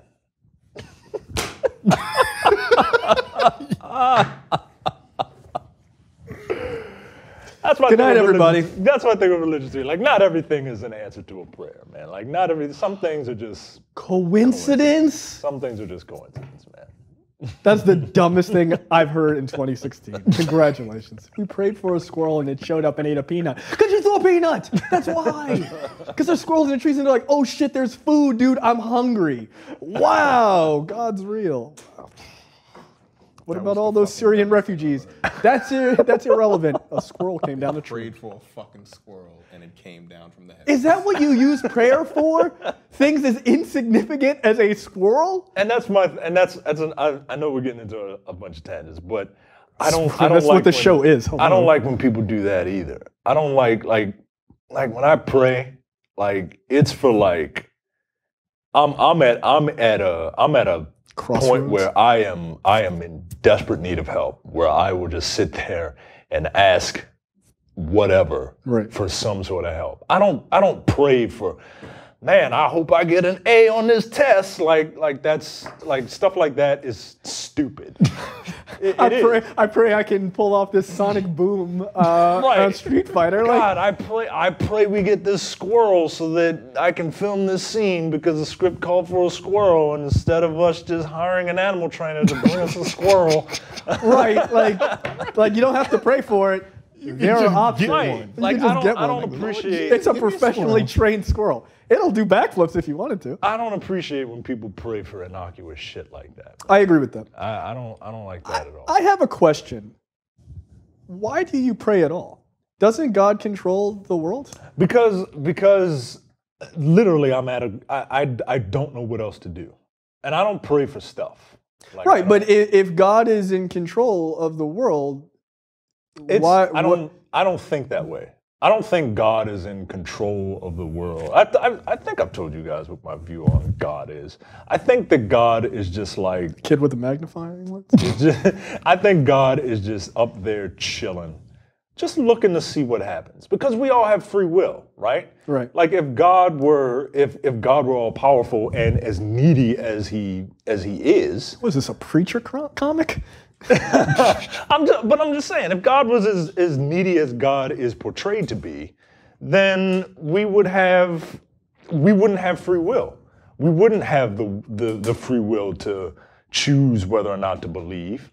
He would make us believe. So my view on God is that God is just up there chilling just to see what happens, just laughing at us, looking at the car wrecks, looking at who's upset about some guy standing for a song versus sitting for a song. So basically, the It's like devil's advocate. Thank you. Yeah, I was just gonna say an absentee landlord. I mean, right? kinda, yeah. That was his speech. That's exactly what he said. I mean, kinda, yeah. Sitting on his big fucking ass. God, I love devil's advocate. Just play just gotta laughing his fucking ass off, man.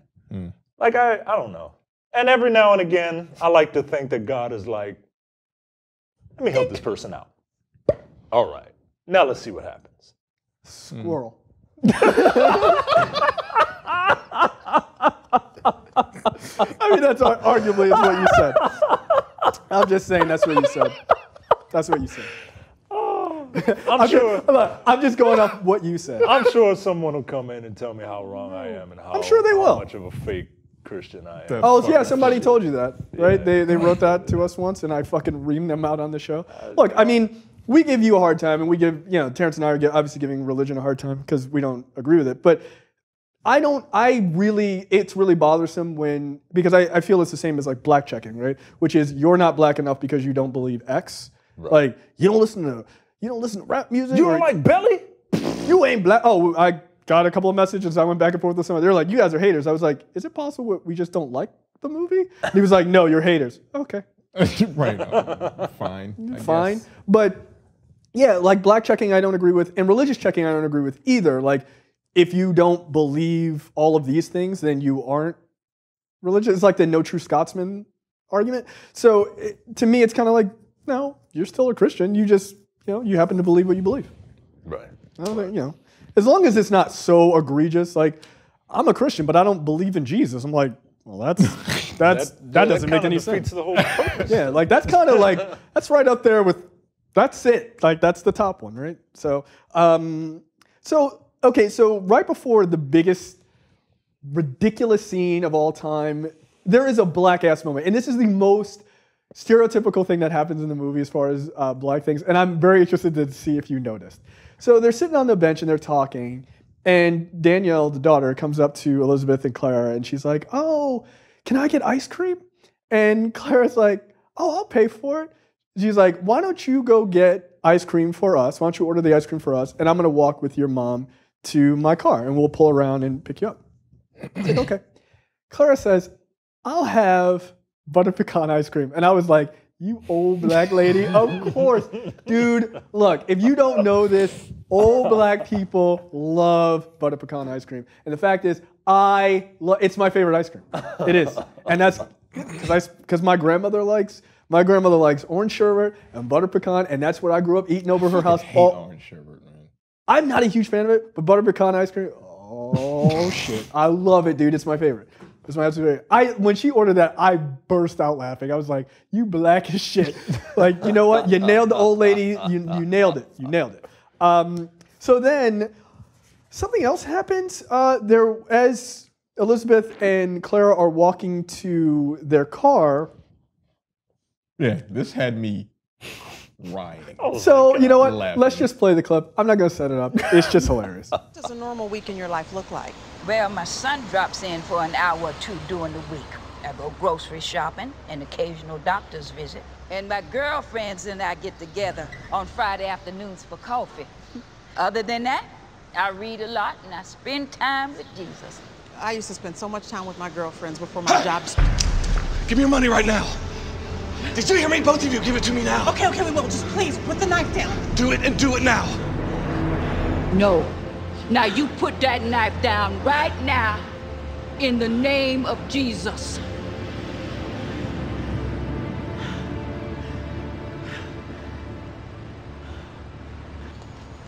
And you believe he was early 20s? Yeah, maybe 25. So let me get this straight. He was pointing a knife at you, and you told him to put it down in Jesus' name. Right. Now, when you write that down, don't leave out Jesus. People always leaving Jesus out. That's one of the reasons we're in the mess we're in. Go ahead. They're talking to each other, and then all of a sudden it fades to a car park, and then he just jumps out of nowhere. I was like, what the fuck is this like a dream sequence? Right, like, wow, this is some amazing editing. Don't read ahead, because there's one of those. She's like, drop the knife in the name of Jesus, and I'm like, no. What the fuck? What's happening? What the fuck is happening? I like that in this scenario, he is shady Bradley Cooper is there to rob them. But in this scenario, he doesn't continue the robbery because deep down, he's a Christian. No, here's the thing. I suppose. And I'm like, okay, he sticks them up with a knife because he can't afford a gun. Obviously. Right. If someone goes drop the knife in the name of Jesus, you're gonna give pause, right? Because you're like, this you're gonna be like, crazy. Wait, what? Right, you're gonna sit there for like he did. What? Stab. I honestly think you'd be like, well, this motherfucker's crazy. It's probably not worth it because you couldn't afford the knife, you couldn't afford a gun, and this person may know like kung fu or something. Like, I would have ran off. You'd have been afraid of that old woman? Like, no, I would have been afraid. I'm like, she's clearly out of her goddamn mind. So you know what? I'm gonna go ahead and take this L. But here's the thing. But is her money green? Is her money green? I mean, I don't know. She may not have any money in her purse. She may have like butterscotch cookies and some shit. Like, look, dude, word is original. Old as shit. Yeah, word is original. I'd be like, Grandma, give them up. Give them up. I love word is original. The red and green wrapper, whatever the fuck those candies are. Oh, the mints. No, like the cherry, whatever. Oh, yeah. Whatever. Oh, I know what you're talking about. Oh, what the hell they are? Strawberry candies, like the strawberry wrapper. Yeah, they don't have a name. Right. Yeah. They don't. They're called nothing. Old lady hard candies. But I think a lot of people would have been like, this bitch is crazy. I'm not even gonna bother. Nah, I think a lot of people would have been like, stab. Nah, dude. If I was that guy, I'd have been. Or at least reach for the thing. Oh, and snatch the person run away. I'd be like, listen, old lady, give me all the cash and hard candy you got. Out of here. But look, that scene. I would not recommend people do that. Thank you. That's the dangerous thing, right? Because Christians will watch it. Like, look, let's get real. This movie isn't for like your normal run-of-the-mill, like your type of Christian, right? Like that, like goes out and listens to music that's not gospel. I'm serious, right? Went to a high school that didn't outlaw dancing, things like that. Those are real, by the way. And so my fear is that people who are the real audience for this, like the real like Kirk Cameron sort of, they'd be like, someone try to rob them, they'd be like, stop in the name of Christ. Like, bam, like don't tell people shit like that. That's crazy, dude. Because people believe that. Like, oh, I'll get to the heart of them through Christianity. Like, you're gonna end up in the fucking hospital having somebody pray over your ass. You're bleeding out. Like, don't do that. That's dumb. And the cops' reactions was as genuine as you can get. They were like, "You said what?" The black cop. Like, so you told him to drop the knife in Jesus' name? Like, bitch, you crazy? Like, what's wrong with you? Like, and that worked? And I didn't clip out that. I cut that clip short. But she's eating the ice cream, and then.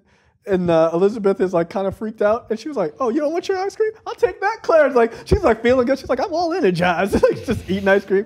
Almost got stabbed. Yeah, no, that was a rush. Like that's not a rush. I like to think that those two cops were like, maybe we should try that.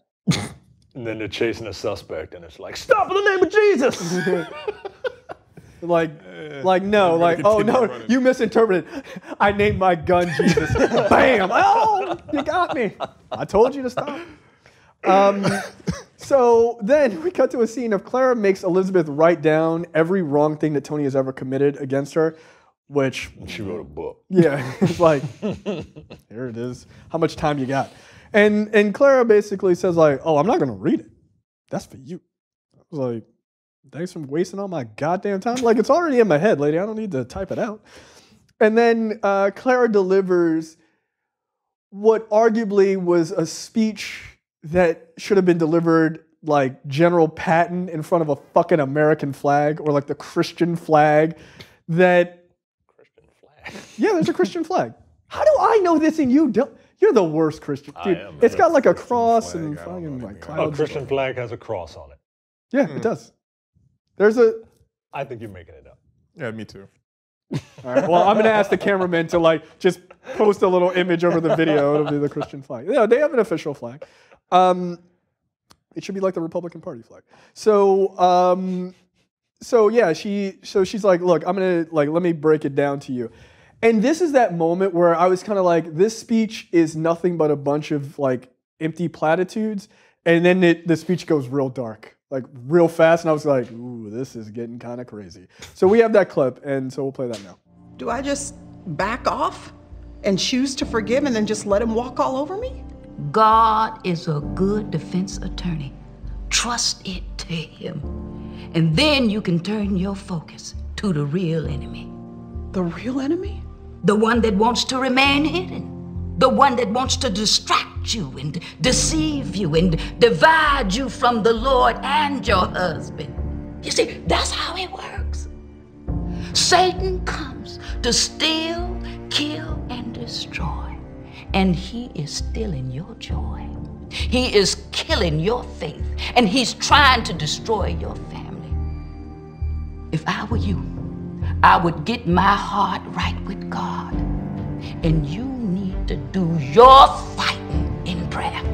And you need to kick the real enemy out of your home with the word of God. It's time for you to fight, Elizabeth. It's time for you to fight for your marriage. It's time for you to fight the real enemy. It's time for you to take off the gloves and do it.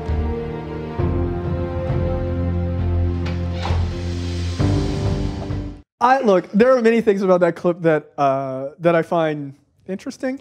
One of which is the music is fucking epic. It's like dun dun dun.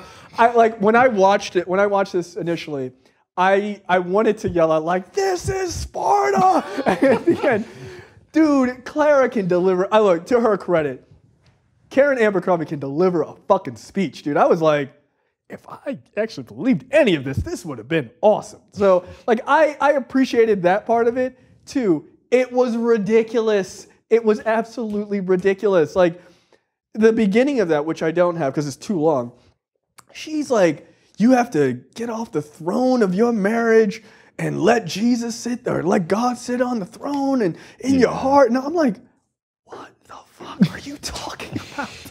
And it's just a lot of like weird platitudes and things like that. But her whole part about like, you got to fight for your marriage, and like Elizabeth is crying and all that stuff. I was like, yeah, all right. Like, we're ready to, this was like Christian warfare. And she's like, you got to know who the real enemy is, the devil. And then I was like, oh, that sounds crazy. Like, the devil is like literally the craziest part of like the Christian religion. Like, it's crazy, right? Like a little devil with like a pitchfork to like pokes you in the tuchus. Yeah, like, oh, yeah, I got you. And he's like, you know, what does he have the pitchfork for? For all his hay work down in hell? That's a David Cross joke. But like it just, like, the devil is the funniest part of religion. So it the seems devil is just there to fuck up everybody's marriage. Yeah, that's like, of all of the things, like, just fucks up marriages. Like Syrian bombings and like terrorism and murder, rape and pedophilia, all of that. But he's like, I'm gonna make sure there are no squirrels here, and I'm also going to fuck up their marriage. You're a dick. I'm just using your logic against you. They prayed for a fucking Jesus taekwondo. gave him a squirrel. God gave him a squirrel. Oh, shit. Because the devil was like, nah, fuck you. No, no squirrels today. No squirrels Fuck today. your squirrels. You know, walnuts lying around here. Devil was trying to prevent the production of this movie by any means necessary. By the most mundane of reasons. Like, could we kill the director? No. Fuck up the squirrel game. This movie. Huh? Would they have just shut production down for the day? I would like to think that they would have just rapped. They were like, look, guys, we can't finish the movie. It just doesn't feel right. I had a dream that a squirrel was going to be in the scene, and you know. We gotta have free range squirrels. We can't have a fucking trained one. Doesn't work that way. Like, the devil's a terrible person. So, what did you think of that speech? Pretty epic? It was a great speech. It was well done. It was a good really scene. good speech. She, like that. Like, I would love to see that actress in other things. Like real movies. Like, sorry, but this is a real movie. Is it? It is. Is Very it? much so. Made $73 million. Yeah, it's pretty real. Very real. It was filmed with camcorders. It was filmed with... It was distributed. Yeah. Yeah, no, I would like to see her do more mainstream stuff. She probably won't, because she's probably hyper-religious, but she's not a bad actress. She has done other things, and I think she's done like Broadway and stuff like that. Like, I could see it. She is a real actress. She's definitely the most competent person in this film. She is the best actor in this film. Yeah. It's not even a question. Yeah. Yeah. So, okay, so you get this epic war speech, and Elizabeth goes home and she fucking clears out that closet. She's like, I'm gonna move these hangers. It's not even that dramatic. She's like, I'm gonna take these and move them gently onto the bed. So she clears the closet to prepare for her war room. And Elizabeth gets a message from her friend Liz on her phone. She gets a text message saying, girl, I saw Tony at a restaurant in Atlanta with a woman that I don't recognize. Like, it clearly wasn't you. And yeah, she's like, she's way too light-skinned to be you. And she's like, do you know who this woman is? I was like, damn, just like kind of drop a dime on your friend's husband. At the same time, I'm like, you right? Good. Look, because if one of you were out of town and you saw my wife at dinner with somebody, I better get a text message. Yeah. If I'm at a baseball game. Oh, that was funny. All right, so here's a side note. Here's a side note. Last night, yesterday, Micah sends me a text message. He's like, Micah, Terrence, and I are in like a face group messaging group that we use all the time. We talk about whatever. And Micah sends a message to that group, and he's like, "Hey, man, I hate to break it to you, Jay, but I think your wife is cheating on you." I'm like, "The fuck are you talking about?" And my wife wasn't home at the time, and so I just put a question mark. And he sends a picture, which is this woman at a baseball game who looks like my wife and I if we didn't make it.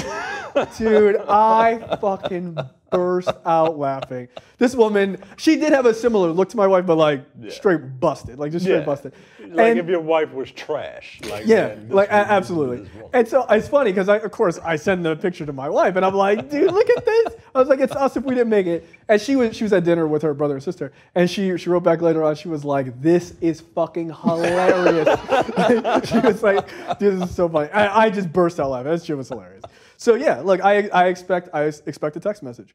Look, if I thought that one of your significant others was cheating on you, dime them out in a heartbeat. In a heartbeat. It wouldn't even be a question. Absolutely. Like, guess what? Your wife's a fucking dirtbag. Here's an image of them, and here's me taking it right next to him. Fuck you. Yeah, no, I wouldn't even be sly about that shit. Let's take a selfie together. Like, wait, what are you doing? No, I'd walk right up. Hey, what's going on? Is the client attorney privilege? What's going on? Yeah. No, I need to know. Fuck that. You would be an accomplice to murder. Yeah, no, I help you hide the body. Yeah. That's what best friends do. There you go. Yeah, y'all are best friends. I ain't helping y'all hide shit. No, sir. You are the getaway driver. No. In what? See, you ain't a real friend. Look, all you gotta do is just say, hey Terrence, we're kind of stranded and we need you to pick us up. Just don't tell them before. And just like stay in the driver's seat. We're gonna load this deer in the back of our car. Just stay there. Like stranded. I know both y'all niggas got AAA. Like, You're good. No, we can't call AAA. We calling AAA? Not anymore. Black man can't call AAA if his car breaks down. We need a black friend. Might get shot. See, help us to hide this body. You're an accomplice now. Just send you a picture, and if you don't dime us out, when to never come get y'all. Hey, can you? No, in the middle of busy. Can you come pick me up? Like, where are you? I feel like you gotta. I'm in the middle of insurance, right? I'm in the middle of a field. Nah, kind I can't. Field? A cornfield? Nah, I can't come. Nah, I don't deal with the forest or cornfield or anything like that. So then we get. So she clears out a closet. Then Elizabeth gets the message, and then she's like, she's like, oh my God, Tony's about to cheat on me. You know, I gotta pray to God. I get that. It's cool. Me personally, that's not what I would have done. I'd have called his ass and be like, nigga, if you even think I'd put the fear of God in you. Like, no, hell no. I ain't just gonna sit there passively. No, I'm gonna be an asshole about it. That's what wins wars, okay? There you go. Not praying. Praying ain't gonna win a war in Vietnam. Sometimes you gotta take a couple people out. Well, God helps those who help themselves. Yeah. Which is just like, well, what the hell is the point of the praying? complete opposite of this message of this movie. Right. Like, what's the point of you're praying? legitimately just giving everything. They gave everything up to God in this movie. Everything. Yeah. Everything in the end. Yeah. Well, God. Yeah, look, there's a scene at the end. I was like, wouldn't have done that. That's how I know I'm not a Christian. Would not have done that. I ain't fessing up to nothing. Oh, fuck no. Yo, when he did that shit, I'm like, you crazy. You might as well tell somebody that you're not going to give up your wallet when they have a knife. Like, no. So I'm not going to, I'll play the clip. So, you know, she's praying to God, which is juxtaposed to Tony macking on this woman at dinner, which I was like, she is not that good looking. Like, no. I didn't understand that at all. But so then there's a clip of Elizabeth talking to the devil. Yeah, this is another interesting speech. So let's play that clip because we'll play the clip and come right back. I don't know where you are, devil, but I know you can hear me. You have played with my mind and had your way long enough. No more. You are done.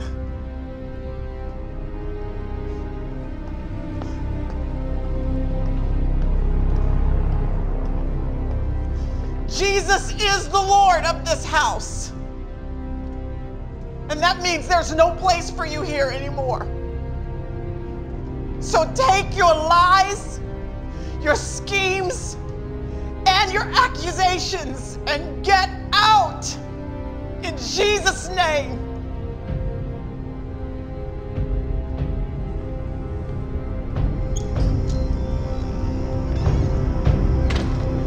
You can't have my marriage. You can't have my daughter. And you sure can't have my man. This house is under new management. And that means you are out.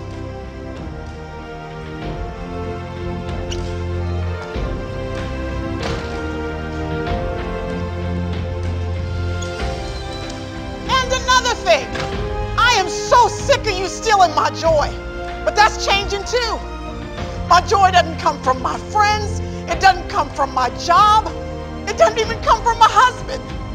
My joy is found in Jesus. And just in case you forgot, he has already defeated you. So go back to hell where you belong and leave my family alone.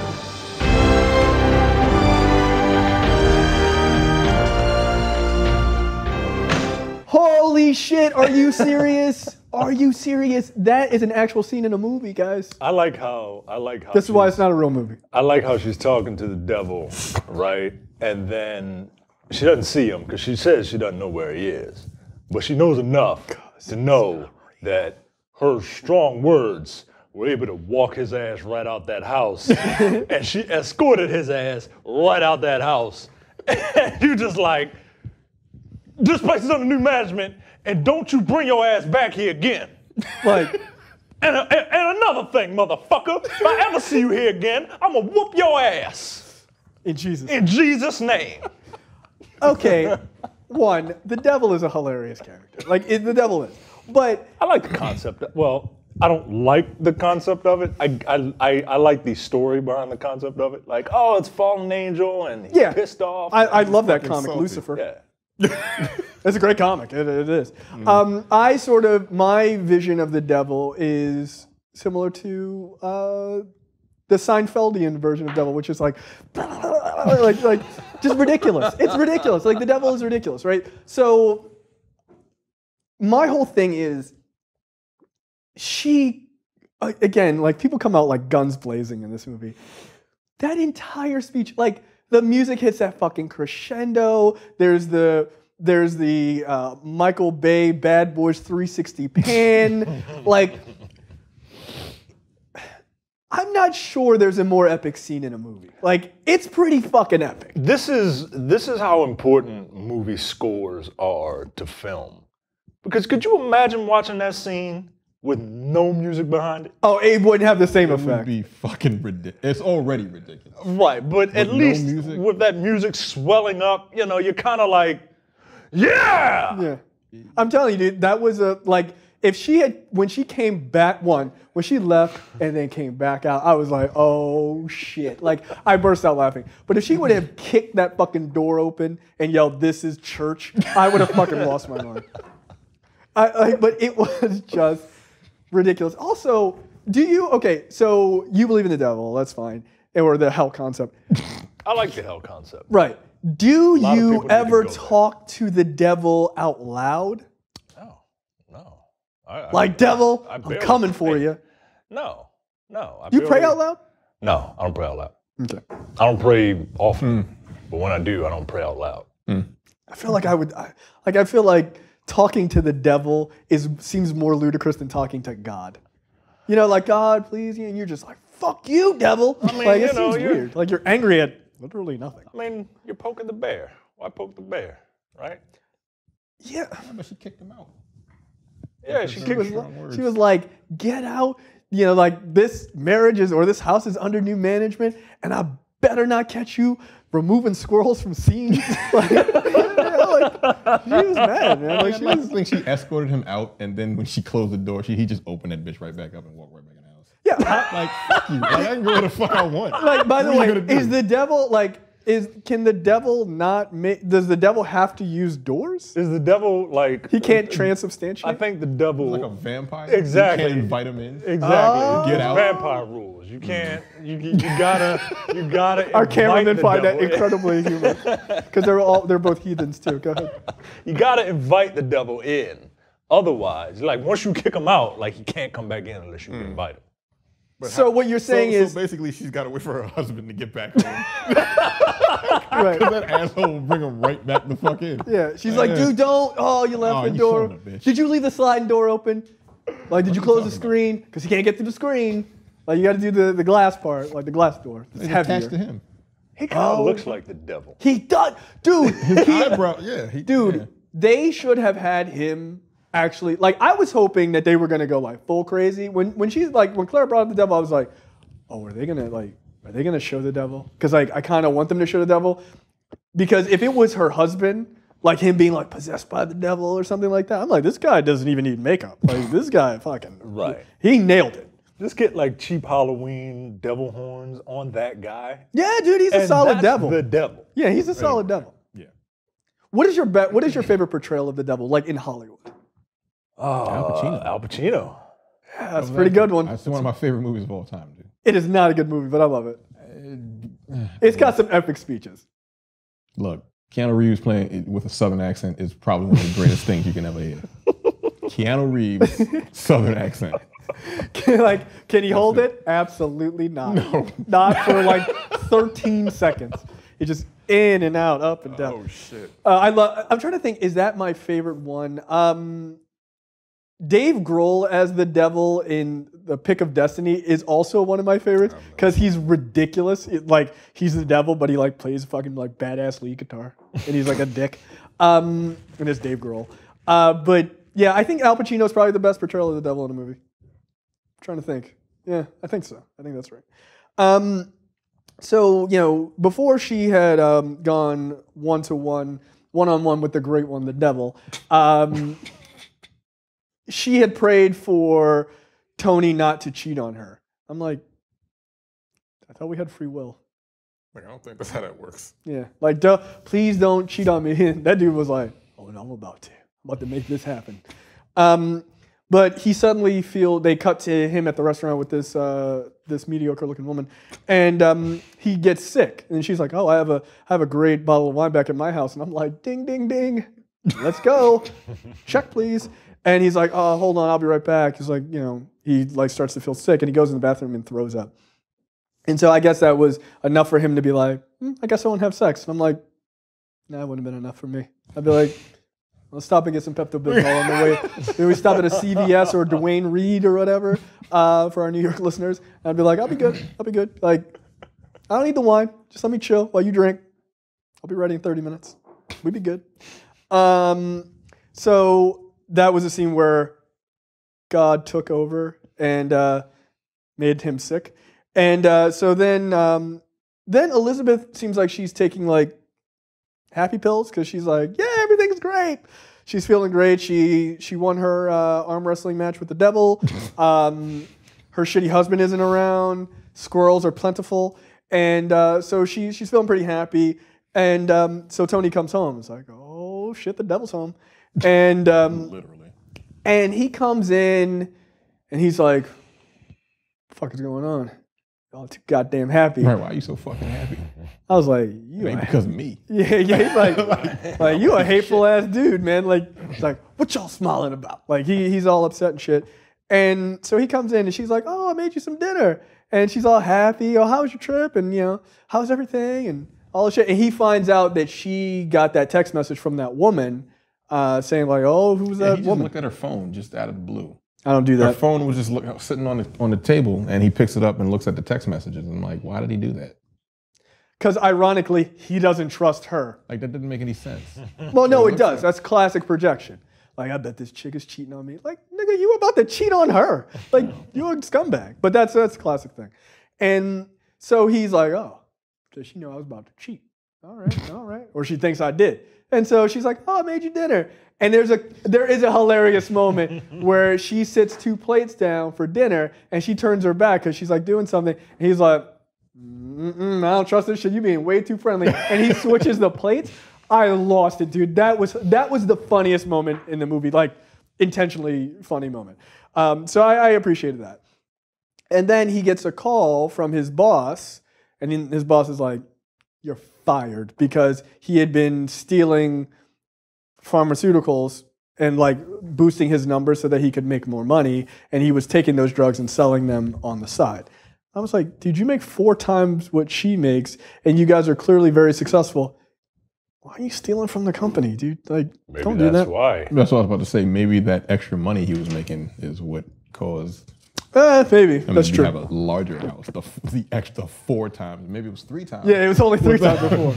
I guess apparently that wasn't enough. It was 4 times. So he gets fired, and Elizabeth is sympathetic to his situation. She's like, "Oh, it's all right. We're gonna make it. You know, I love you, and you know, blah blah blah." And he was kind of like, "The fuck you mean you love me? Why you being all sympathetic?" I mean, he basically hit her with that fucking Fry from Futurama, like squinting, like, "I don't buy this." And so like he was kind of offended at her sympathy. No, that's way too Christian of you. She did what a spouse is supposed to do. Like, you're not supposed to be like, "You lost your job, you ain't shit." Like damn, all right, like, take it easy. Like, yeah, I thought that was, I mean, you lost your job when you and your wife were about to get married. Yeah. And she was sympathetic to your situation. Yeah. Like a human being would. My dad thought that she was going to leave me. Jesus Christ. I remember when you told me that, I was like, what? He was dead serious. He was like, "So, we still having a wedding?" Or yeah. Damn. Dad, She we still loves are. me, dude. Right. Like, we're still having a wedding. Don't worry. Oh, I'm just making sure, you know. I mean, but, I mean, to your dad's credit, I feel like there's a lot of women who have been like, Look. get a job and then we'll talk about it new date. We'll put this on hiatus. Yeah, you're right. Yeah, I mean, that's the thing is, your dad's old school. Your dad's super old school. I feel like back in the day, there probably been a couple, even now. Like, Oh, yeah, especially now. But she's not that type of woman. But no, because your wife is a good person. right. A good Christian woman. Yeah. Say so. Like, sure, why not? Let's go with that. Good lukewarm Christian. That's how she likes her coffee.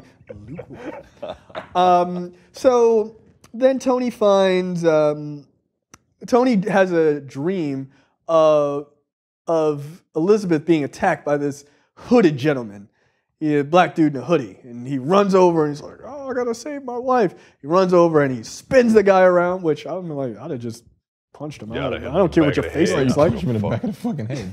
Gotcha. Like, fuck that. But he like turns the devil around and it's him. He's like, "Oh," and he wakes up and he fell out of bed. Yeah, right, exactly. Like, "Oh, I get it. You are beating up your own wife in your dream." Like, this is like when Luke Skywalker in his dream found out that Darth Vader was himself. And it was like, oh, surprise. So then he wakes up and he's like falling out of bed. He's like, oh, shit. I got to get my life together. And apparently that was enough. And he finds Elizabeth's prayer room or war room. And he's like, "What the fuck is this?" Oh shit, my wife has lost her mind. And then he starts praying because he finds it, I guess, endearing or what have you. And I can tell you, if I came home and found that, I'd be like, "Oh, my wife has gone crazy. That's weird. We need to go to counseling." Especially your wife. I'd be like, "What the?" If your wife all of a sudden had a room with nothing but prayers for you, you'd be like, back away quickly. What happened? Like, is it some kind of art project? Like, yeah, well, that would be my first question. I'd be like, because my wife's an artist, I'd be like, is this an art project where you're like, "I wonder what would happen if I became religious?" And then I'd be like, "Okay." And she'd be like, "No, it's not an art project. This is for real." And I'd be like, gotta go. No, if my wife became suddenly very Christian or any religion, I mean, so my wife grew up with no religion because apparently when you mix a person who is kind of sort of a Christian with a kind of sort of practicing Hindu, that makes for kids who don't believe in any of it. That's what that makes. And so my wife didn't grow up with any religion, but if all of a sudden she became really religious, like Hindu or Christian or anything like that, I would be like, no. Like no. I'm out. I'm out. No, if she became like a devout religious person, was like, "This is the way we need to live our lives," and extra. No, because I'm not. And I'm not asking you to not believe in God. I'm just asking you to not be in this marriage. Strong peace sign. No, I just wouldn't be. I wouldn't be. Like, there's a side of her family, her mother's side of the family, her mom isn't, but her mother's side of the family, who is extremely religious. This is, one of the people on that side of the family actually said that War Room is the best movie she's ever seen.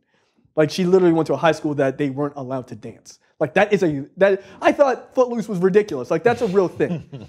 Like, so they live in the Midwest, and like they really believe that kind of stuff. So if she became Christian like that, no. I've met them. No. Fuck no. Fuck no. Absolutely not. Oh, we need to go to church every Sunday. Let me know how it was. Actually, don't even let me know how it was. I'm going to brunch with our friends. No. It's like morally offensive to me. Like no, it'd be more like, it would be not offensive that she's religious. It would be morally offensive to me, like, that you would expect me to somehow like be down for it. Go along with it. Yeah. Like, absolutely no. Like, you know me. You've known me for 9 years. Now, come on, dog. Right. Like, goddamn well, that's not going to happen. I mean, the only thing, I think it would be amusing to a degree. I'd be like, tell me all about it. Like, she used to go to your fucking mom's church. Fucking Jamal Bryant. She did? Yes, back in the day. What? Yeah. Just a few years before we met. Yep. I did not know that yes. at all. Dude, yeah, I mean, we've talked about my wife. My wife is an insane person. Like, so, yeah, she used to go. And she was like, oh, I like the message. It was cool or whatever. And I was like, why? Like, why? And why him? Because her friend, a friend of hers went there. And so he was like, you should come along with me. That guy's the R. Kelly of preachers, man. He is, man. He is, though. He really is. He kind of looks like him. He kind of looks like him. He's got those god-awful suits. He has the same, like, speech pattern. He's just as duplicitous. Like, he's the Pied Piper of fucking the Pied Piper of love. Like, step. Yeah, never mind. Don't forget to tithe. Bring 10%. It back next Sunday. Like, oh, come on now. So you find out that Tony confesses to Elizabeth. He's like, look, I did deserve to get fired because I was padding my numbers and stealing pharmaceuticals. And she's like, okay. So what are you going to do about it? Jesus' name. I'd be like, you're a thief. Like, what the fuck are you doing? He was like, I'm nervous. I'm like, what are you nervous? I'm like, well, like, I deserve to get fired. Like, well, what are you nervous for? Like, because I don't know what to do. Like, are you going to tell him or not? Like, I'd have been like, fuck no. I'm not telling him anything. I'm going to burn this fucking box full of drugs. Yeah. Hopefully I don't get high. Okay. Micah. What do you do, Christian? What do you do? What do I do what? That box of pharmaceuticals that you stole, that you still have after being fired. Yeah, and they came for your company car, embarrassing you in front of your black ass family. That's right, and they don't know that I have. Right, and they don't know. Nope. Not giving it and back. you could be prosecuted and get real jail time. You gonna take that box of drugs back to them? I'm not taking that box of drugs back. Dude, if anything, I will get that box of drugs out of my house and dump it somewhere. Dude, I would have set it on fire, flushed it down the toilet. I would have had a goddamn bonfire with my family. Like, we partying, y'all. Just fucking throw that shit in. Are you kidding me? No, I'm not going back. That is dude. That is crazy religious. Yeah, I will. Jesus would forgive me for that. I will live with the fact that I got away with it. You're right. Yeah, you know what Jesus doesn't want me to do? To go to jail. Jesus doesn't. I'm too young and too handsome for that. What happens is you give it back, and Jesus will sort it all out. Right? That's how it works. I'm gonna throw this book across the room at you. Jesus' name we pray. But in whose favor? It'll sort it out in the favor of that company. That's what that'll happen. Forget that, man. I mean, they're not as religious as you are, so it's going to work out in your favor. Nah. In Jesus' name we pray. Nah. It turns out that boss was pretty goddamn religious. Yeah, he was apparently. No, one of two bosses was. That other boss was like, I'm an atheist. Burn this guy at the stake. The other guy looked like Bill Nye the Science Guy. So yeah, he was like, I believe in science. I'm an atheist. I believe in science and facts.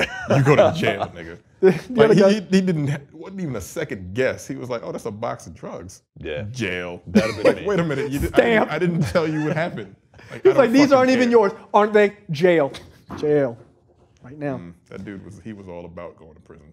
So he confesses his sins. Then Clara gets a phone call from Elizabeth, and Clara's like, "Oh, what happened? He confessed his sins?"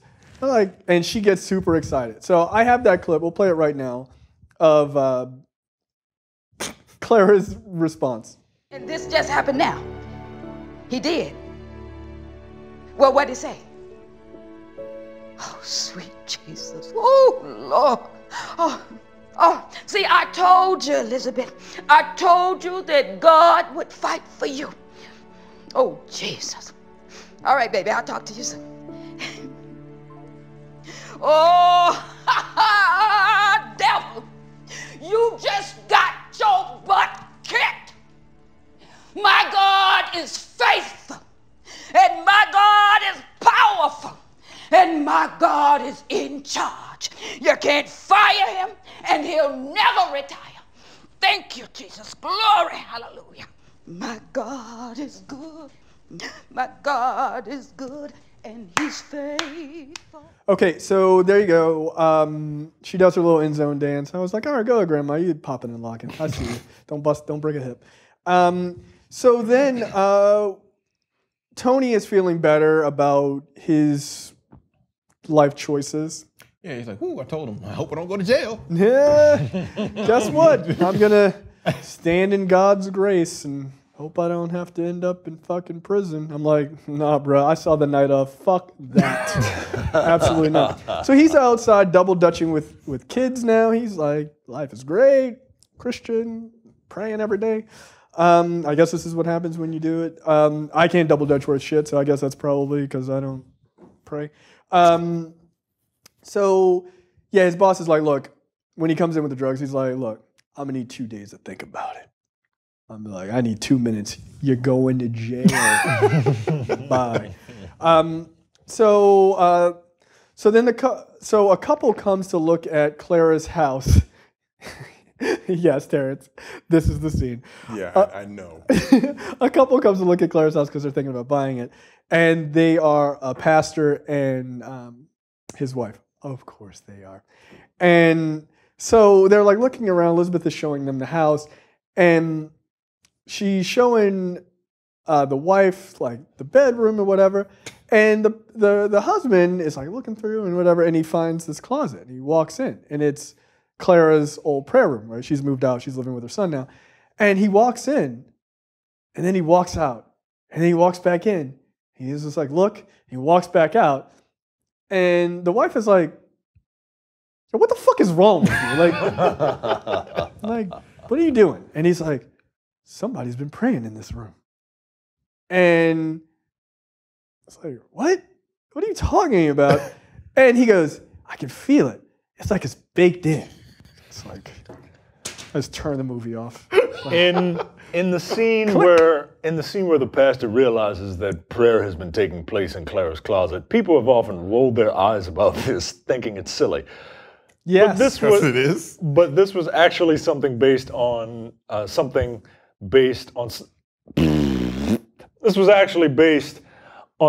that Alex Kendrick really experienced. One time when he walked into a pastor's prayer closet, he knew that the pastor had been praying there. And in the audio commentary, he says, if you say, what was it about it? What was it about it? What was it about the room? Yeah, but it's an odd turn of phrase. It's hard for me to put my finger on it. It was like the presence of the Lord had been in that closet and there was almost a residue. It was mystical, like someone had cooked a meal and the aroma of the meal was still in the air. This was something that he wanted to have in the movie. So what you're saying, let me summarize what you're saying. When he walked in, he realized that God had been trapped in the closet. And you ain't shit. You ain't shit. What? That's an R. Kelly song. I wasn't referring to anything else. That's the dumbest thing I've ever heard. You buying it, Terrence? God left his residue in that closet. That's fucking gross. You ain't shit either. That's what he said. That's what the fuck he said. He cooked a meal in there. And it smelled of God. Jesus jerked off in the closet, guys. That's what I got from that fucking. It's a residue. That's what I got. It was residue. That's pretty gross. Ectoplasm everywhere. I've seen Ghostbusters.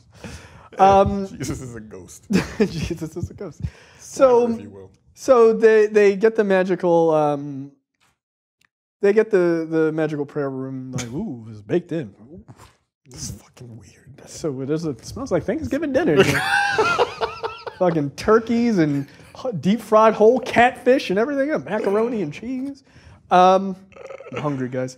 And so then we cut to a scene of Elizabeth and Danielle going to visit Clara at her son's house, who's like the mayor of the town or some shit like that. And they're like, "You didn't tell us your son was in?" She was like, "Oh yeah, I didn't." Asked. She was like, "You never asked. I only talk about Jesus." Because fuck my kid's accomplishments as a successful politician in the city. Jesus made it possible. Yeah, so that's why he's a politician. So. In Jesus' name, I guess when he robs the city blind of all their money, in Jesus' name. So then Clara's like, "Oh, I got a smartphone. So your daughter told me about, whatever. I don't even fucking remember. Who cares?" So Clara and her husband, Clara tells a story about how her and her husband, when he died, weren't on good terms, right? And this is like one of the big reveals of the movie. Like, we weren't all hunky-dory, like, in Jesus' name type of relationship. We were actually, like, kind of at each other's throats. And it wasn't until after he died, I assume she killed him. He died of a heart attack. Yes, a heart attack. At 28 years old. How convenient. After she killed him, she then learned through the power of God to like how to work out a marriage better and like get all these war strategies and stuff like that. So much like a Catholic priest giving someone advice on marriage, she don't know what the fuck she's talking about. She's making it all up. So no, but the thing about her strategy is just give everything to God. What the fuck kind of strategy is that? It's not a strategy. It's not a strategy. There's no war there. You just say, hey, I'm just gonna leave it up to God and he'll sort everything out. That's poor strategy. I feel like if you use that in a war, rolling the dice, you're gonna fucking die. Yeah. Hey, Vietnam War. We'll just keep charging forward. We'll give it up to God. Give it up to God. We'll survive. I guess that's kind of what we did, actually. But then we got the hell out. God was like, it's time to go. Yeah, God was like, yeah, all right, this is enough. Napalm sucks. Yeah. Stop murdering people. So then she confesses that she asked for someone to help, and that Elizabeth was that prayer that was answered. That she wanted to pass on her war strategies for battling your husband. Which is just submitting to God. Like, there's no reason for any papers on the fucking wall. Just give everything to God. I mean, that's kind of my point about why do you pray anyway, right? Like, what's the fucking point? Yeah. Why do you need a room? You can do that shit in your goddamn car. Maybe yeah, your Micah. Car is your war room. Yeah, Micah, defend it. You're religious. Defend it. Do it. It's like having a vision board. The fuck is a vision board? You is know it like a what vision quest? Vision board is. What's I don't know what a vision board is. It's like you basically write out. You have a vision board, basically. What the hell are you two talking about? A vision board is just like you map out shit that you want to happen, but it's just a to-do list. You map out your goals. Don't you have that mapped out for like your graduation? Like you had it on the fucking wall in the guy in your office. For the company. Yeah. Okay. Yeah, it's basically that's a all vision it is. board. But the vision is like the vision board for her is give everything to God. That's it. And check. Nailed mark it. Or fucking exclamation point. Like what the fuck? What kind of fucking stupid ass strategy is that? That shit is dumb. It's not a strategy. It's not. It's rolling the dice. It's random. I mean, that is a strategy. Yeah. A very poor one. Right. It's like a non-decision is a decision, right? Same thing. So then, Tony finds out that they're not going to prosecute him. So lucky him. Sorry. Because he comes. Because yeah, the guy shows up. Like, yeah, what you did took balls. Like nobody else would have done that dumb shit. Yeah, exactly. It took balls. You're an idiot, by the way. We should have fired you because you make poor life decisions. I need a shark, okay?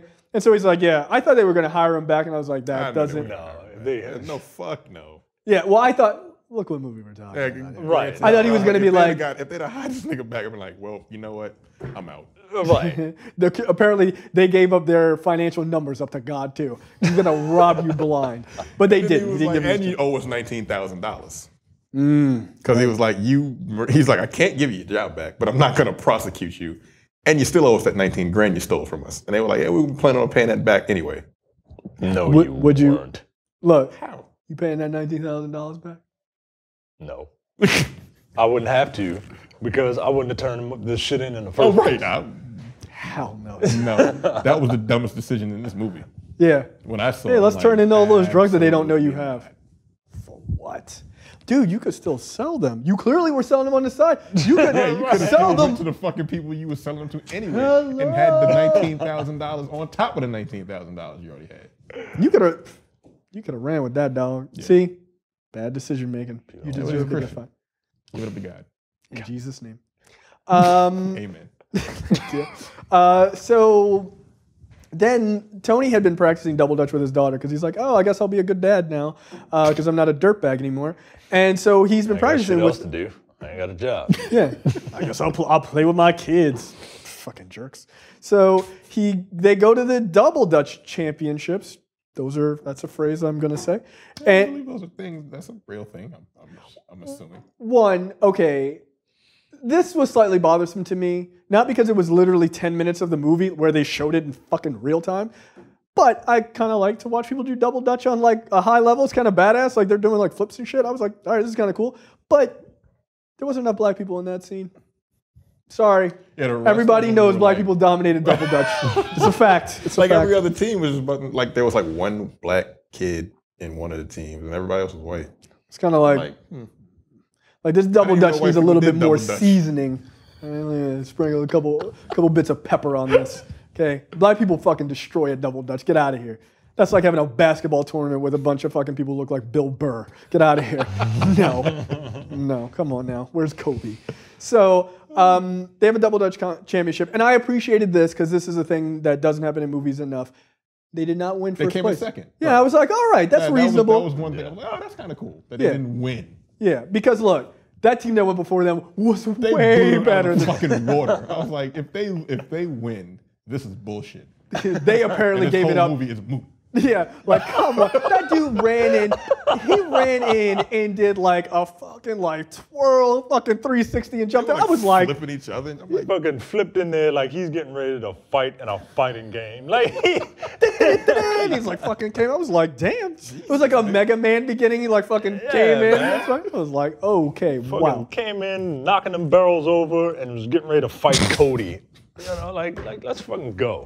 Yeah. No. So when they won first place, I was like, all right. That other team deserved to win first place. So they won second, and they were still happy about it because they're gracious losers, and that was cool. That was something they learned in a closet, I guess.